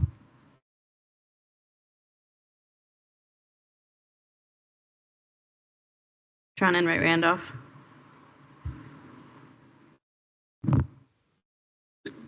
I'm just going to highlight that we're missing 4 voting members. This just give us another opportunity to address those. If the majority feels a certain way, it could probably fly right through these. Hopefully, we could actually ask to extend this, have more information, really be able to go through these and see if we can sort any of them out and have resolution on a handful of them. So I don't think it's potentially going to be too complicated to support this. So, you know, I vote yes. Scott Ferris. As I've said previously, I do not support a continued endless discussion on these topics. And if history repeats itself, I believe this would be an endless discussion. I do not support this. Okay, so the motion fails again, 4-2. So I'm going to check the rules of procedure since it seems like there's not a consensus on this topic. And while you're doing that, Jackie, I would just like to make a comment that I think it's disappointing that we're in the current state that we're in, because I think this is something the public has put their trust in us to work through this, to move this forward, and I don't think we're doing that at the moment. And I think that when we look at this list of 11 items on the screen that we've now added a few items to, I think we had Plan Commission consensus, or not consensus, but we had a motion on each of these items by the Plan Commission to move these forward after the new year, after the CDO was passed. So I think that's weighing heavily on my mind, that it feels like we already made the decision to discuss those after the CDO was passed. So that's why I was in favor of moving this hearing, or moving this agenda item to December 3rd for us to have a conversation with all 9 members potentially of the Plan Commission here to make comment, given that we had already decided the outcome or the next steps for these potential future items. So I just want to say that I think it's disappointing that we are not able to come to a consensus tonight for the betterment of the public, to be able to move forward, to have another conversation about this on 2 weeks from tonight on December the 3rd. So I just want to add my comments to this. So I'll just read the rules of procedure for everyone's knowledge. So a failure to receive necessary majority shall, lacking further action at the same meeting, move the petition to an agenda titled Unfinished Business at the next regular meeting, which would be December 17th, Tuesday. And that's in the Nat U Hill room. So that's my understanding, since we haven't been able to reach a consensus. And what would happen if this meeting were continued to December 3rd? This topic would still be going to the regular meeting on December 17th, since it didn't receive a majority vote. So I'm going to make one final comment again about, I think it's disappointing if we can't come to a consensus tonight. And it's one thing to move it forward 2 weeks, and it's another thing to move it forward 4 weeks. So I just want to make that comment. Mr. Pittsford. Mr. Morris, I just want to make clear, my motion did not have a stipulation of time, but all of those amendments are subject to a simple majority vote. So the discussion can end with the simple majority vote. So to put an arbitrary time limit on those is unnecessary. And it does exactly what we did when we took public comment in person, not on the email, not on the written form, but in the voice. The give and take, the exchange of voices, a simple majority, once you have been able to back and forth discuss, and then you can move forward on those amendments. There is no reason to artificially stipulate a time limit on it, and I'm very disappointed that it could not be supported without a time stipulation, as if we all have to march on a certain time schedule to get this forward, as if there's some sort of emergency waiting if we don't. Very disappointed. And the motion failed, and that's why it's not going forward, not because we're at an impasse, but because unnecessary artificial limitations were being imposed. You know, voice. Thank you, Mr. Pittsford. Mr. Ullman? I 100% hear what you're saying about, to extend this for 4 weeks, but I've heard from multiple people that are sitting at this table. I think everybody at some point that's sitting at this table has emphasized the fact that this document is for the public, and it is our duty serving on this board to listen to the public, hear the public, and work together to make the solution best that meets the needs of all the public, whether it takes an hour, it takes a year, it takes 5 years. And I think that to be now, all of a sudden, because of the fact that 2 weeks ago, a month ago, a year ago, it was hoped that this would be adopted before the end of the year, to now balk at the fact that, no, we can't wait 2 more months or 3 more months. I think that's disappointing. And I think that if you're wanting to use the word disappointing, that's where I think there's more disappointment. Additionally speaking, I think that there's been an emphasis made about how we've listened to the public, we've heard the public, we've heard the comments of the public, we've went through all those listening sessions, and there's topics that are in that list of 20 that were emphasized by hundreds members of the public, but yet they've not been changed or been really vetted fully to a final decision. They've just been kicked down the road to be discussed at a later date. And I think the idea of just kicking it down the road to discuss at a later date to possibly make an amendment, as opposed to just getting the whole product correct in the first place, is asinine in my book. And I think that especially the key items that are in that list of 20 that were so heavily commented on by the public and considered, especially number 1 about the 25-year moratorium, to not have that vetted out prior to an adoption is inaccurate. And I think that we need to neck that list of 20 down to a solid at maximum 10, preferably 5, before we make an adoption. Thank you, Mr. Ullman. I want to turn to the Plan Commission before we automatically go down the path of continuing this to the December 16th, I apologize. It's actually a Monday that this Okay. is scheduled for due to room conflict. Okay, thank you, Jackie. Before we automatically continue this to the December 16th meeting, we've had several motions made tonight, and I just want to ask if anybody has had a change of opinion in the way they would vote on any of the motions before we automatically continue this to the December 16th meeting. Mr. Enright Randolph? I said this, but I'll just maybe say it again. If we make it where we do address these, that was the closest one we came to get the majority. We might have the other 3 voting members, and I went through the CDO process, and a lot of my concerns and things, I didn't have majority support, but I had to go through it.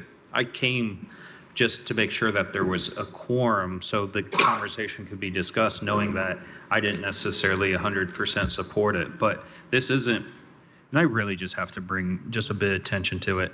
This isn't me not getting my own way or being selfish. This is just me wanting to support this document and going through these prior to it.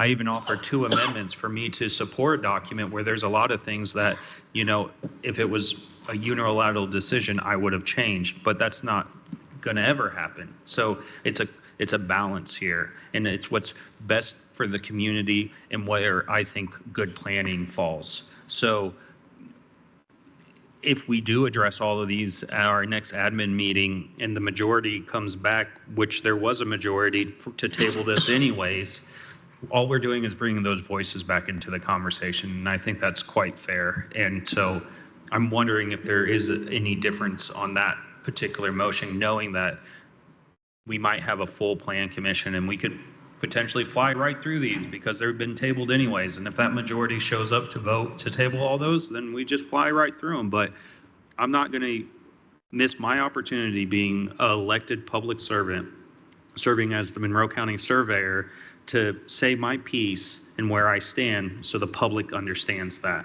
So I will not be able to support this document, and I do want to address these future amendments. Okay. Thank you, Mr. Randolph. Any other comments from members of the Plan Commission? Okay, hearing none, it sounds like, Jackie, this will automatically move forward to the December 16th meeting of the Plan Commission. So thank you to the members of the public who have come out tonight to listen to this conversation, and we invite you back on December the 16th in this room at 5:30 p.m. So thank you all. Okay, moving on to new business. The first case tonight is REZ-24-7. This is the Sunset Hill HP overlay rezone. This is the preliminary hearing, and a waiver of final hearing has been requested. So Drew, I'll turn it over to you. Thank you. One moment while I get situated here. Yeah, Drew, could we take a 5-minute break before you begin? Let's resume at 7:21. Thank you. Actually, let's do 7:25. That's only 5 minutes. Thank you.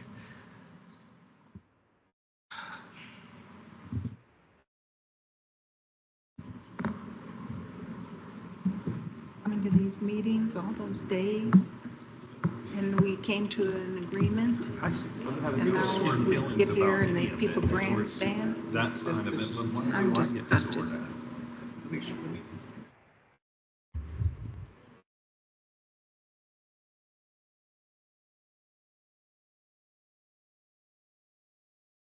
Yeah,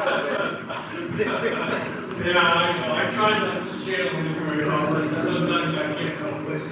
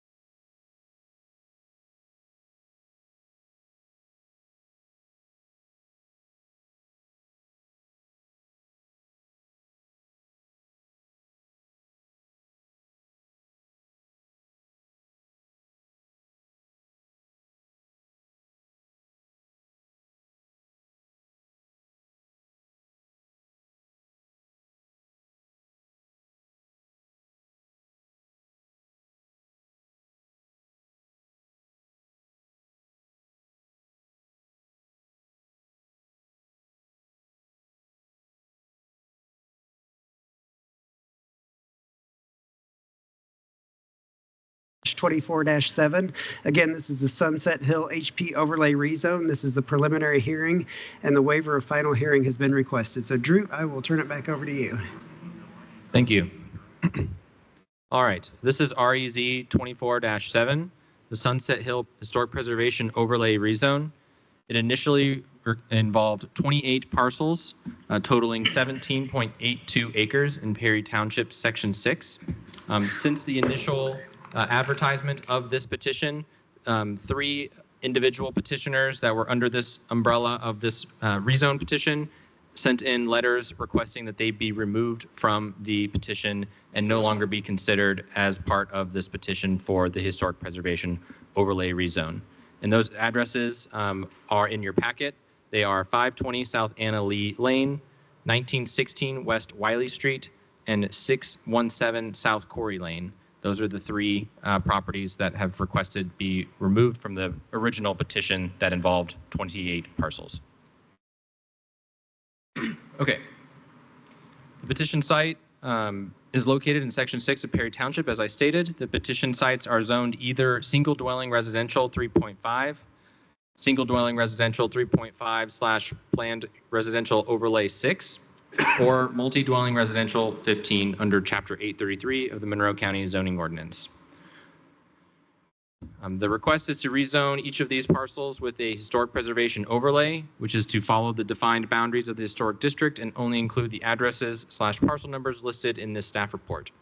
Property otherwise not listed in this request will not be affected by this rezone in terms of being applicable to Chapter 810. This overlay designation would be in addition to their existing underlying zoning, and there's some definitions as well in the packet for the Historic Preservation Overlay District, Historic District, primary and secondary areas.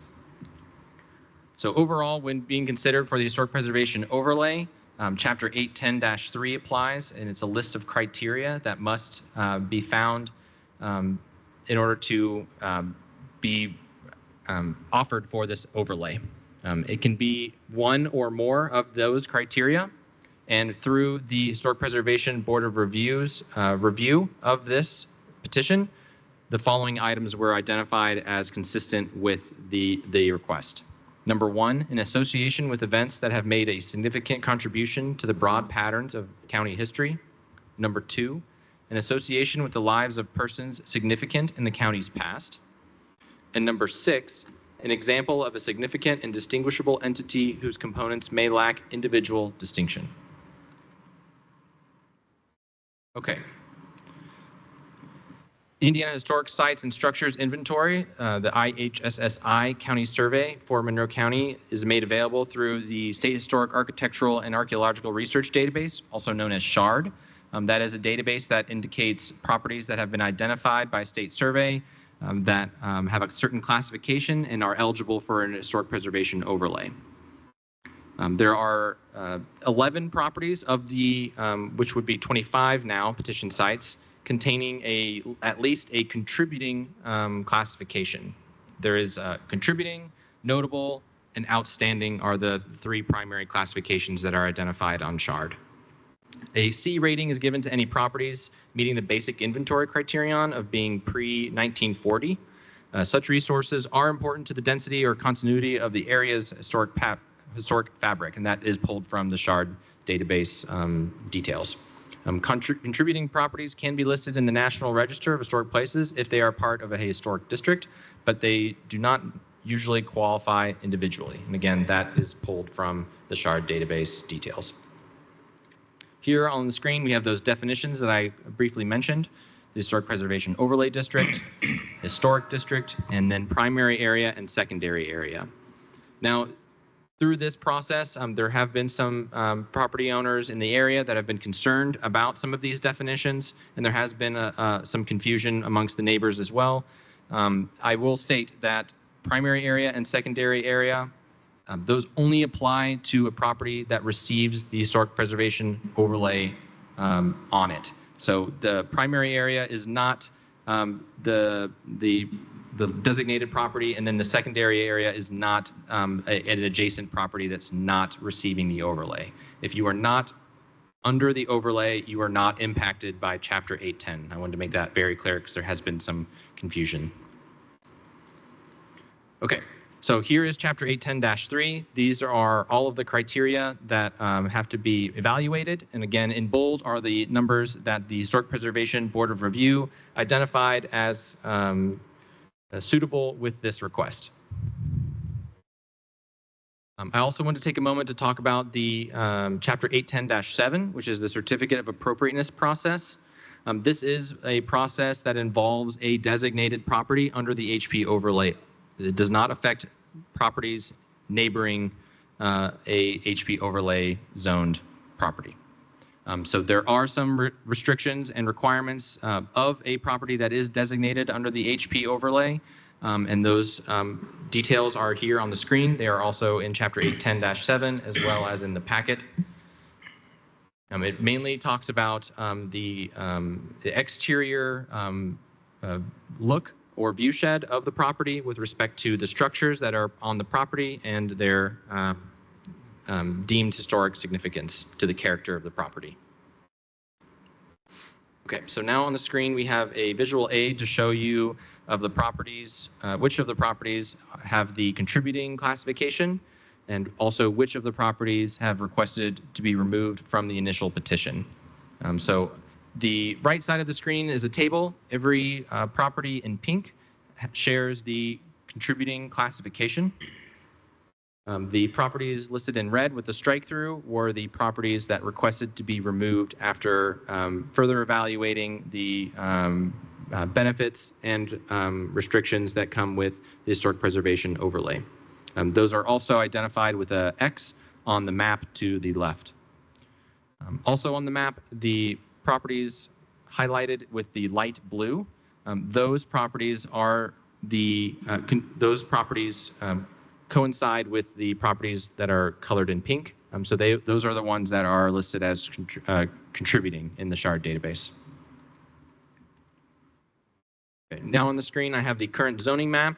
You'll see all of those different zoning classifications that are under Chapter 833. And then on the right side of the screen, we have the comprehensive plan, which includes all of these properties that are designated as Monroe County Urbanizing Area Mixed Residential.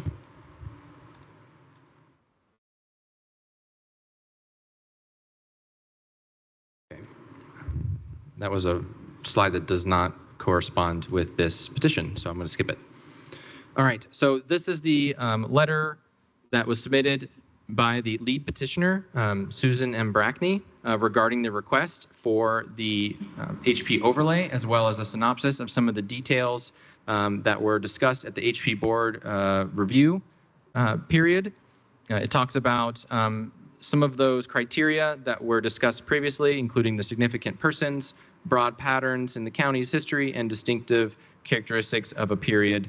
And I will let Susan, during her time, to go over more detail. That she provided slides to be included in her presentation, and she has a very detailed presentation to share with you regarding the more specifics of the history of the site. We did receive some letters of opposition regarding this petition. So those are on the screen. They are also included in the packet. You'll note that some of the letters of opposition come from properties that aren't involved in the petition. And if you read through them, some of their concerns are about either being affected by the properties around them being zoned with the overlay, or they are sharing concern that their neighbors who bought into the petition were not informed, or were not, we're not sure, 100% sure that they understood the benefits and restrictions of that process. So I'm going to go through these. Again, these are all in your packet.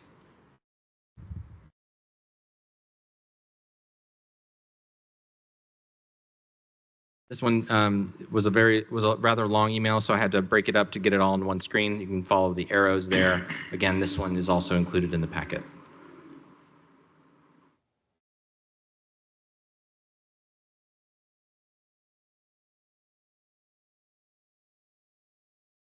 Okay, and then now on the screen are the 3 letters of withdrawal. So this came about in between the Historic Preservation Board of Review period and the Plan Commission period that we're here this evening. Essentially, after further review of the meeting minutes of the Historic Preservation Board or gathering more information amongst themselves, these three petitioners reached out to planning staff to request that they be removed from the Historic Preservation overlay, citing initial misunderstanding of what the overlay involved, as well as just indicating that they would no longer like to be included. Okay, so that brings me to staff's recommendation as well as the Historic Preservation Board of Review's recommendation. So on August 19th, 2024, the Monroe County Historic Preservation Board of Review voted 7-0 to forward this petition to the Monroe County Plan Commission with a positive recommendation citing criterias 1, 2, and 6 of Chapter 810-3, and those are identified there on the screen.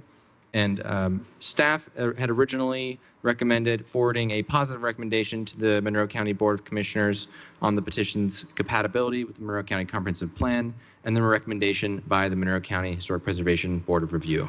So I'll now take any questions. Do any members of the Plan Commission have questions for Drew? Mr. Enright Randolph? Yeah, I mentioned this when we kind of discussed it earlier that, you know, I'm really going to try to listen to my colleagues here because putting things under an overlay gets a bit tricky. So this, my question, and I'm not super experienced except for I know there's a lot of nuances built into this. It'd be very interesting to kind of learn more about this, historic preservation overlay and what really happens. But my one question is, every single address parcel listed here, the owner has signed off on and wants to participate, or is this all being brought forward? How has this moved forward to reach us today? Yes, so the lead petitioner, Susan Brackney, reached out to all of her neighbors, many of her neighbors in the neighborhood and area, and was getting support for this petition, and had each of these property owners that are listed on the petition sign a document that says that they are giving her consent to be the lead petitioner and to represent them in their endeavor to get the historic preservation overlay on each of their properties individually. Okay, great. So the ones that had asked to be taken off the list are off the list, and the one that said, hey, I don't want to do this isn't included, that you had on the screen for a moment. Okay. That makes me comfortable. This is just so many. I feel a little lack of understanding. So it's great that there's a petition and the owner signed it. That's very beneficial for me to try to find a position. I was going to kind of recuse myself potentially, but with the number of members here, I'm going to try my best to find a position on this. Thank you. Do any other members of the Plan Commission have questions for Mr. Myers? Okay, thank you, Drew. So we can turn now to the petitioners. Actually, I do have a quick Mr. question. Pittsford, I'm sorry. I was reviewing something at the time you asked for questions. Very simple question. This overlay, it says here, it sounds like the only requirement is any proposed, well, not the only, but the most significant material impact on people owning these homes, both now and in the future, is that any proposed alterations to the structure on the property should be brought, not must be, but should be brought, correct? So legally, that is not a requirement that they must have a certificate of appropriateness to make changes, or simply they should? Yes, Jerry, should is not mandatory. It's a directive. Okay, right. I just wanted to be clear that that's the way it works in practice as well as in writing. I think this sort of overlay so that future owners who may not be aware of the historical significance of their house may be caused to take a second look at physically altering the building substantially. And the best way to go about that would be this overlay, causing them to make contact with the Historic Preservation Board. So I don't see that as a negative because it is not a commitment of material expense to the homeowners now and in the future. Okay, thank you, Mr. Pittsford. So we could turn now to comment from the petitioners. We've obviously got a lot of petitioners listed here tonight, so we'll have a combined total of 15 minutes for any of the petitioners wishing to speak tonight. So do we have anybody here in the room who wishes to represent the petitioners? If so, please come forward to the podium. Yeah, I want to make a quick clarification statement with respect to Commissioner Pittsford's comment. That the should wording comes from a paragraph underneath historic preservation overlay within the packet. That is staff wording there. So if you look at chapter 810-7, which comes straight from the historic preservation overlay ordinance, it states, except as provided in section 15 of this chapter, a certificate of appropriateness must be issued by the Board of Review before a permit is issued for work is begun on any of the following, and then it lists details here. So it says, within all areas of the historic district, which is the overlay area that's designated, the demolition of any building, the moving of any building, a conspicuous change in the exterior appearance of the historic buildings by additions, reconstruction, alteration, or maintenance involving exterior color change, or any new construction of a principal building or accessory building or structure subject to view from public way. Okay, and the petitioners tonight are aware of the commitment that is contained in this part of the ordinance as far as you know? To staff's knowledge, yes. Okay, and then any future purchasers would be able to clearly see on the deed that this land or this property rests within historical overlay, and then could ask appropriate questions about what that means before purchasing the home. That is staff's understanding. I don't believe it would be on the deed. So similar to your zone for your property that's maybe not listed on a deed, but it would be publicly available on the zoning map approved for this area. Okay, so ordinary due diligence of a realtor and a purchaser should reveal this. Correct. Okay. Any further questions for Mr. Myers? Okay, we can turn now to the petitioner. So if the petitioner would like to come forward to the podium, sign in, state your name. You or anyone representing this petition will have 15 minutes to speak.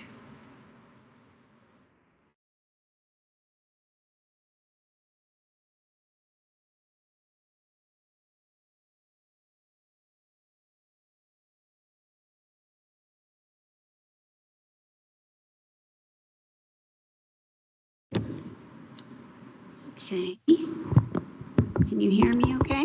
Yep. Signing in here.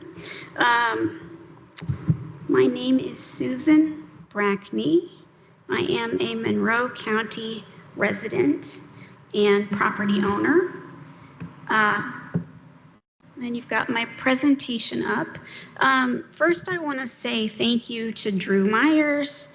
He helped to set me straight on some of the nuances of historic preservation, the ordinance, and generally has had the patience of Job.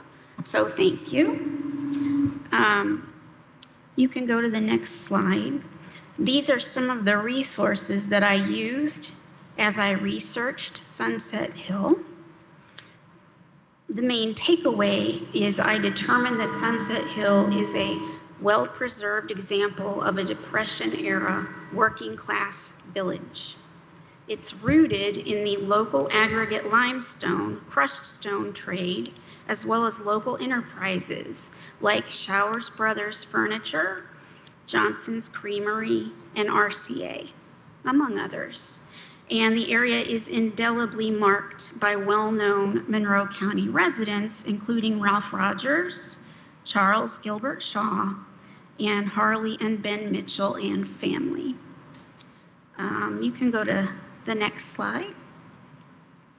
I don't know if they can see the whole screen on there, but the top half is sort of an overview of today, and the bottom part of that slide has a lot of purple dots. Can you see? Yeah, like that. So Sunset Hill encompasses, you have Corey Lane, Piper Lane, Anna Lee Lane, a portion of Bloomfield Road. It kind of makes a square. And under that, all those little purple dots, those are not all in the application, but those are all contributing properties according to the state, the DNR historic section of the DNR.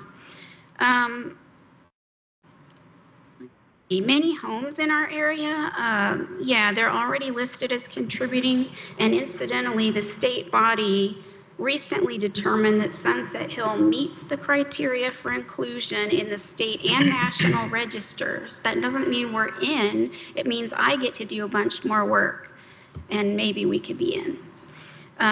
So that's the Indiana Department of Natural Resources Division of Historic Preservation and Archaeology. So this next slide is the way back. Sunset Hill is comprised of 179, 180, 185, and 186 seminary lots. And you can just go on to the next slide. This is a timeline that connects Sunset Hill and its residents to the broader patterns of Monroe County history and a little bit of national history too. We see that Ralph Rogers opened his first commercial endeavor, Bloomington Crushed Stone, in the early 20s. It was located near Sunset Hill on Adams between 2nd and 3rd. And I guess you can't see the whole slide, that's okay. So what we also see then is April 7th, 1921, Charles Gilbert Shaw purchased those lots that I showed you and created Sunset Hill Addition. Shortly thereafter, we see that in the mid-20s, Showers Brothers Furniture Factory is at their peak employment. They had 1,200 employees at that point. Many of them lived in Sunset Hill. I used census data from 1940 and 1950 to figure out exactly what those folks did. And I was able to connect them to WPA jobs, the RCA plant, the furniture factory, Johnson's Creamery, and even the 1941 Naval Ammunition Depot after Pearl Harbor was bombed. So it's very connected to local and national history. And right in the middle of the Great Depression, we have Harley Mitchell, who opened Sunset Hill feed mill and grain elevator. And the fairgrounds was right off of the other side of Bloomfield Road. So it makes sense that there would be, it was very agricultural. Let's go to the next slide. So this is Charles Gilbert Shaw. He's the one that named the place and parceled it out. And those are, if you scroll a little bit, well, as long as you guys can see, you'll notice lot 7 is in red. I was able to find everything I needed except for lot 7. That was really odd. And I owe a debt of gratitude both to, you can go to the next slide. I owe a debt of gratitude to the Historic Preservation Board member Devin Blankenship and also to Jason Funk in the Monroe County Auditor's Office because Lot 7 had racially restrictive covenants on it. So even if nothing else good comes of all this research that I've done, I and 2 of my other neighbors are happy to say that we went through We went through the process to officially, what's the word I'm looking for here? You can pretty much say, this is egregious. I, the property owner, do not appreciate this. I realize it's no longer legal, but I wanted to go above and beyond that. So I and two of my neighbors went to the recorder's office and took care of that. And I'm really happy that they make that possible for the residents here, because those are a lot more common than you would think. So anyway, thank you to them. But that was the only lot that had it on there, and I don't even know how it got on there. So let's go to next slide. Okay, so many Sunset Hill residents were stone mill workers who labored for Ralph Rogers and others in that industry. It's reflected in the U.S. Census data. And you all know how impactful he was, so I don't think I need to go into great detail on him. Why don't you go to the next slide? I examined 1940 and 1950 data to track employment histories and determined that 33% of men living in Sunset Hill in 1940 did stonework or related street construction. In 1940, 11% of men in Sunset Hill held down WPA jobs. Also in 1940, of all of the working residents in Sunset Hill, 14% were women. They were typists and store clerks and cooks and maids. But by 1950, that percentage more than doubled. And of this group, 44% of them worked at RCA. And there's an interesting quote in a Chamber of Commerce article about this. They said the vast majority of RCA's workforce was made up of young women because they were more receptive to repetitive assembly line work and they have small hands. So yay.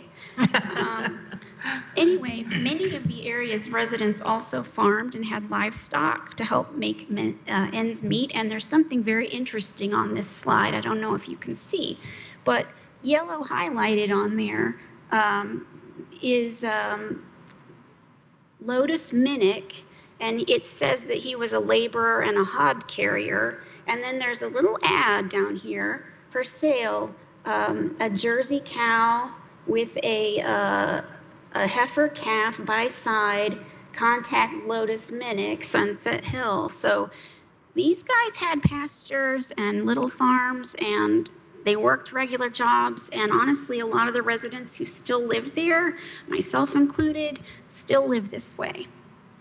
Let's go to the next slide. How am I doing on time? Okay. This is Harley Mitchell. He's the one who opened the feed mill. He's another important person associated with it. Now, it's important to say that the feed mill itself is not in this application. However, Mr. Mitchell and his family lived in many of the homes and built some of the homes and rented them out. And Mr. Mitchell owned, well, one of the Mitchells owned my home at one point. So, and there were people who worked at the feed mill too. So besides the age and architectural styles of the homes themselves, I think it's important to point out that there's a vernacular landscape that should be considered. This is a really important slide. The place was marketed as small farms. So you see in this ad, a few acre farms in the Sunset Hill edition left, a fine investment. Get busy if you want one. I love that. Anyway, the houses are small. The lots are comparatively large. The way these small houses were originally positioned on their lots and the fact that there is a back 40 for each home was neither accidental nor coincidental. It is an intentional relationship which enabled the original working class residents to farm incidentally or supplementally. Let's see, you can go to the next slide. Oh yeah, I took this picture at 10 o'clock at night a few months ago now. My point is, we can see the stars. We can still see the stars. Isn't that nice? And I bet you that that's what it looked like in the 20s. And that's part of its history as well. So these are not all of the houses on this application, just a few to give you some idea of the architectural styles and years represented. The lion's share of homes were built in the 20s and 30s, and then a smaller number date back to 40s and 50s, a lot of California bungalows. There's a 4 square in there. And there are also a lot of small scale elements which work together to lend cultural and historic significance to this rural historic landscape.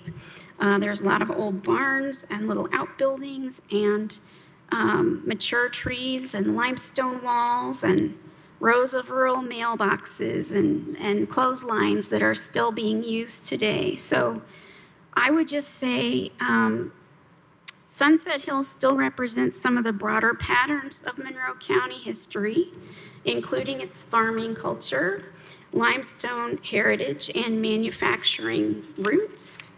And there's so much more I could tell you, but you've had a hard night already, so we'll just leave it there. Thank you. Thank you, Ms. Brackney. We appreciate you sharing the history of your neighborhood for us. So while you're still at the podium, do any members of the Plan Commission have questions for Ms. Brackney? Yeah, I guess it's kind of a general question. You referenced a couple of things that are really cool resources. It's on the GIS division website, and there's a lot more of those resources. You talked about the racial covenants. Our office had a big play into helping to do that data visualization that makes that information very accessible. But Jason Funk did all of the heavy lifting with the research. So there's also, I brought these up because I am fascinated about history. The historic overlay is still something I need to learn more about so I can be more confident in my decisions. But there's the 1926 plat map resource there. There's also old Sanborn maps there.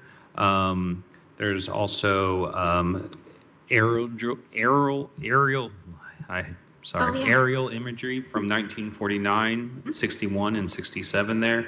And then there's the Hoosier character. It's a project we've been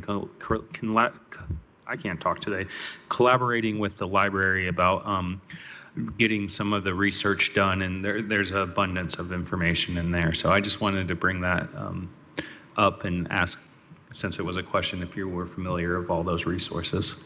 Yes, all of them. I looked at the Sanborn, those are the fire protection, yeah. And the aerials from 1949, I think I used that maybe in one of my earlier.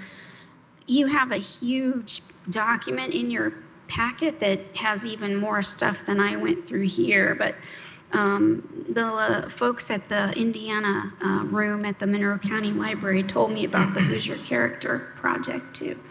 So I just wanted to let you know that there's maybe some resources that can help you with your efforts. Yeah, thank you. Thank you, Mr. Enright Randolph. Any other questions from members of the Plan Commission? Yeah, Mr. Pittsford. One is a really simple question. What prompted you to look into all of this? Did you look around one day and think, there are several houses here that kind of look alike. I wonder how that happened. I'm glad you asked that.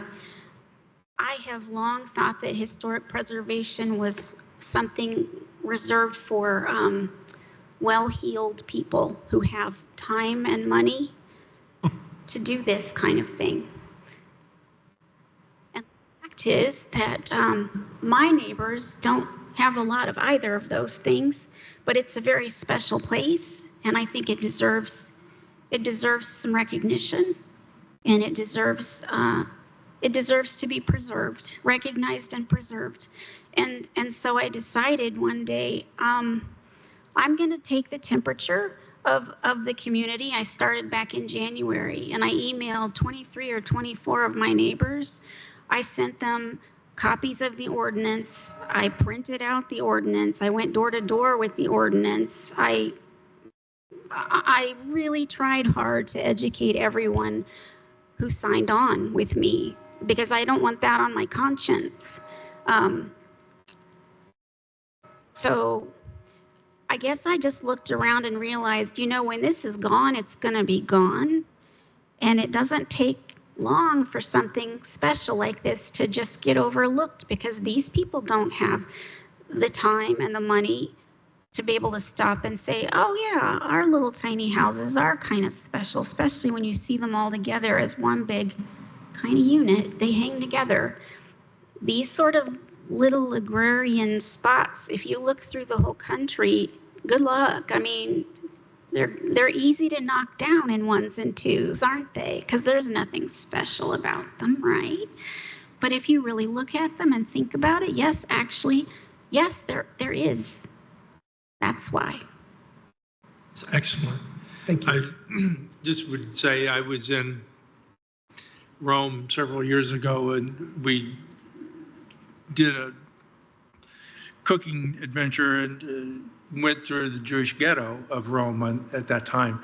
And there are Stoppel stones there that are outside all of the apartments or places of residence of the Jewish citizens of Rome who were rounded up and then deported. And it's amazing how, when you stand outside of a property and think about the people who walk through the doors, the impact that it has, there's just an effect there. So I think what you're doing is significant in that it causes people to pause at the door and think about the people who walk through those doors. Not a bad idea. I like that. Thank you. Thank you, Mr. Pittsford. Any further questions from members of the Plan Commission? Okay, seeing none, thank you, Ms. Brackney, for recruiting all your neighbors and bringing this forward. So we will turn now to public comment. So if there's anybody here in the room who wishes to speak in favor of this petition, please come to the podium, state your name, sign in, and you'll have 3 minutes. Okay, seeing no one, if there's anyone online who, sorry, do you wish to speak in favor of the petition? If you could sign in and state your name, you'll have 3 minutes.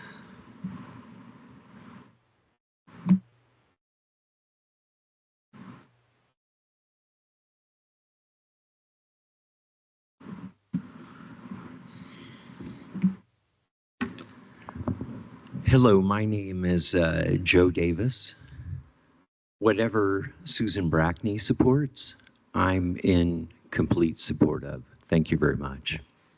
Thanks, Joe. Thank you, sir. Was there somebody else in the room who wished to speak in favor of this petition? Okay. If there's anyone online who wishes to speak in favor of it, please raise your virtual hand. I see no one. We'll turn now to people who may be against this petition. If there's anybody here in the room who is against this petition and wishes to speak, please come forward, sign in, state your name. You'll have 3 minutes. And if there's anyone online who wishes to speak against, please go ahead and raise your virtual hand and we'll get to you next. I have a long last name, so hang on. Crickets. This is my first meeting. You guys don't laugh very much in here. Still, hi. My name is Frank Schweikert. I live on Sunset Hill, 1830 West Wiley Street. I want to start by saying thank you to Susan for collecting the information, for being a community leader, for reaching out to folks. It's important to have leaders in your community. I officially represent my family, unofficially represent other people that didn't sign the petition. There was a lot of negative sentiment out of the gate when we found out that things were moving along with having, I believe it was this same meeting that was supposed to happen a few months ago. Just confusion of what it meant, like how it affected us. Does it affect us if we didn't sign it? If it does affect us, in what way? And in trying to get facts, it got more confusing. Seemed like what Susan was saying wasn't consistent with what Drew was saying. It sounds like, based off of what Susan said earlier, a lot of that was cleared up. I have no concern that there's any thing, like not on the surface going on. The only thing I guess I want to say beyond that, or I guess ask, is just that if there was any, like the planning department did say that there was confusion and misinformation about this. So I guess I just wanted to ask, like, did that already get addressed and cleared up what was brought up earlier, like regarding, like, what was the misinformation? What is the information, and how has that been communicated to the stakeholders? And that's really all I want to say. Thank you. Okay. Thank you, sir. Drew, do you have any comment on the misinformation that was brought up? I can speak to that comment Okay. if you allow. Yeah, thank you. Yeah, so a lot of the misinformation that we had initially received, or at least the concern, I should say, that we received from property owners in the area after neighbor notice letters went out and the property marker signs went up, was many neighbors in the community that had not signed on were concerned that their properties were going to be affected in some way due to the preservation of the overlay on other properties that did sign in. So it is staff's understanding through Susan's comments and the folks that have come in and asked for clarification that all those that have signed in to the petition are fully aware of the requirements of and benefits of the historic preservation overlay. And you can see that some members that did a deeper dive into that ordinance, or after coming into the planning office or having a phone call with me, decided to remove themselves from that petition after getting a better understanding of what is expected of them and what the benefits are of that HP overlay. So in general, it was folks that were concerned about how it's affecting their neighborhood, if they're being affected, even though they weren't under the overlay petition, as well as concern for their fellow neighbors, that making sure that they were all aware of the details of the ordinance that allows for the overlay to happen. Okay, thank you, Drew, for that clarification. Do we have anybody else here in the room who wishes to speak against this petition? If so, please come forward and state your name and sign in, and you'll have 3 minutes. Hello. I have the same long last name as him, so bear with me.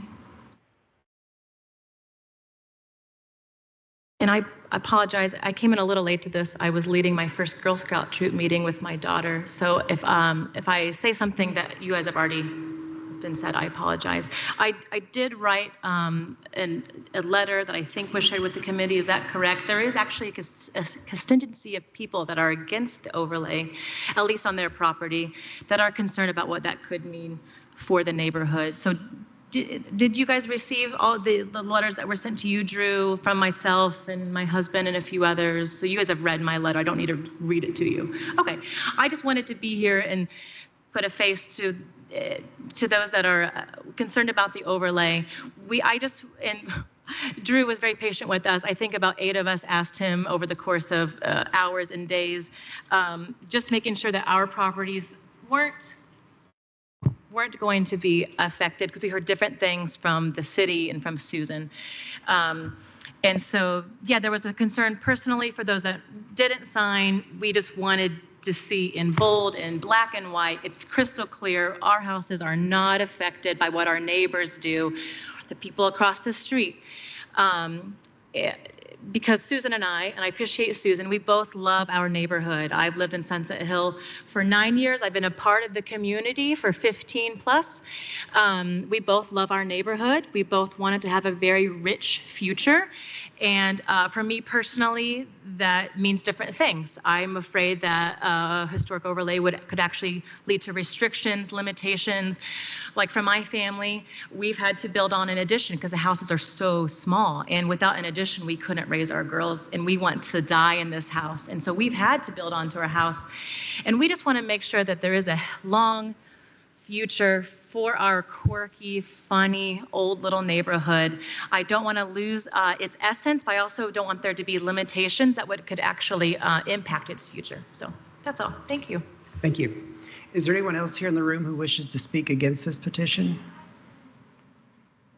Okay, seeing no one, if there's anyone online who wishes to speak against this petition, please raise your virtual hand. Seeing no one, we can turn now to the rebuttal phase. So, Ms. Brackney, if you would like to have 5 additional minutes to speak to the remonstrance that you've heard tonight, you're welcome to come up and speak. You don't have to if you'd prefer not to. So we will turn now to the Plan Commission for conversation. Do any members of the Plan Commission have comments they wish to make? I think that this is a really exciting and innovative plan to involve and perpetuate an honoring of our heritage and to carry forward with heart, you know, the originations of the community.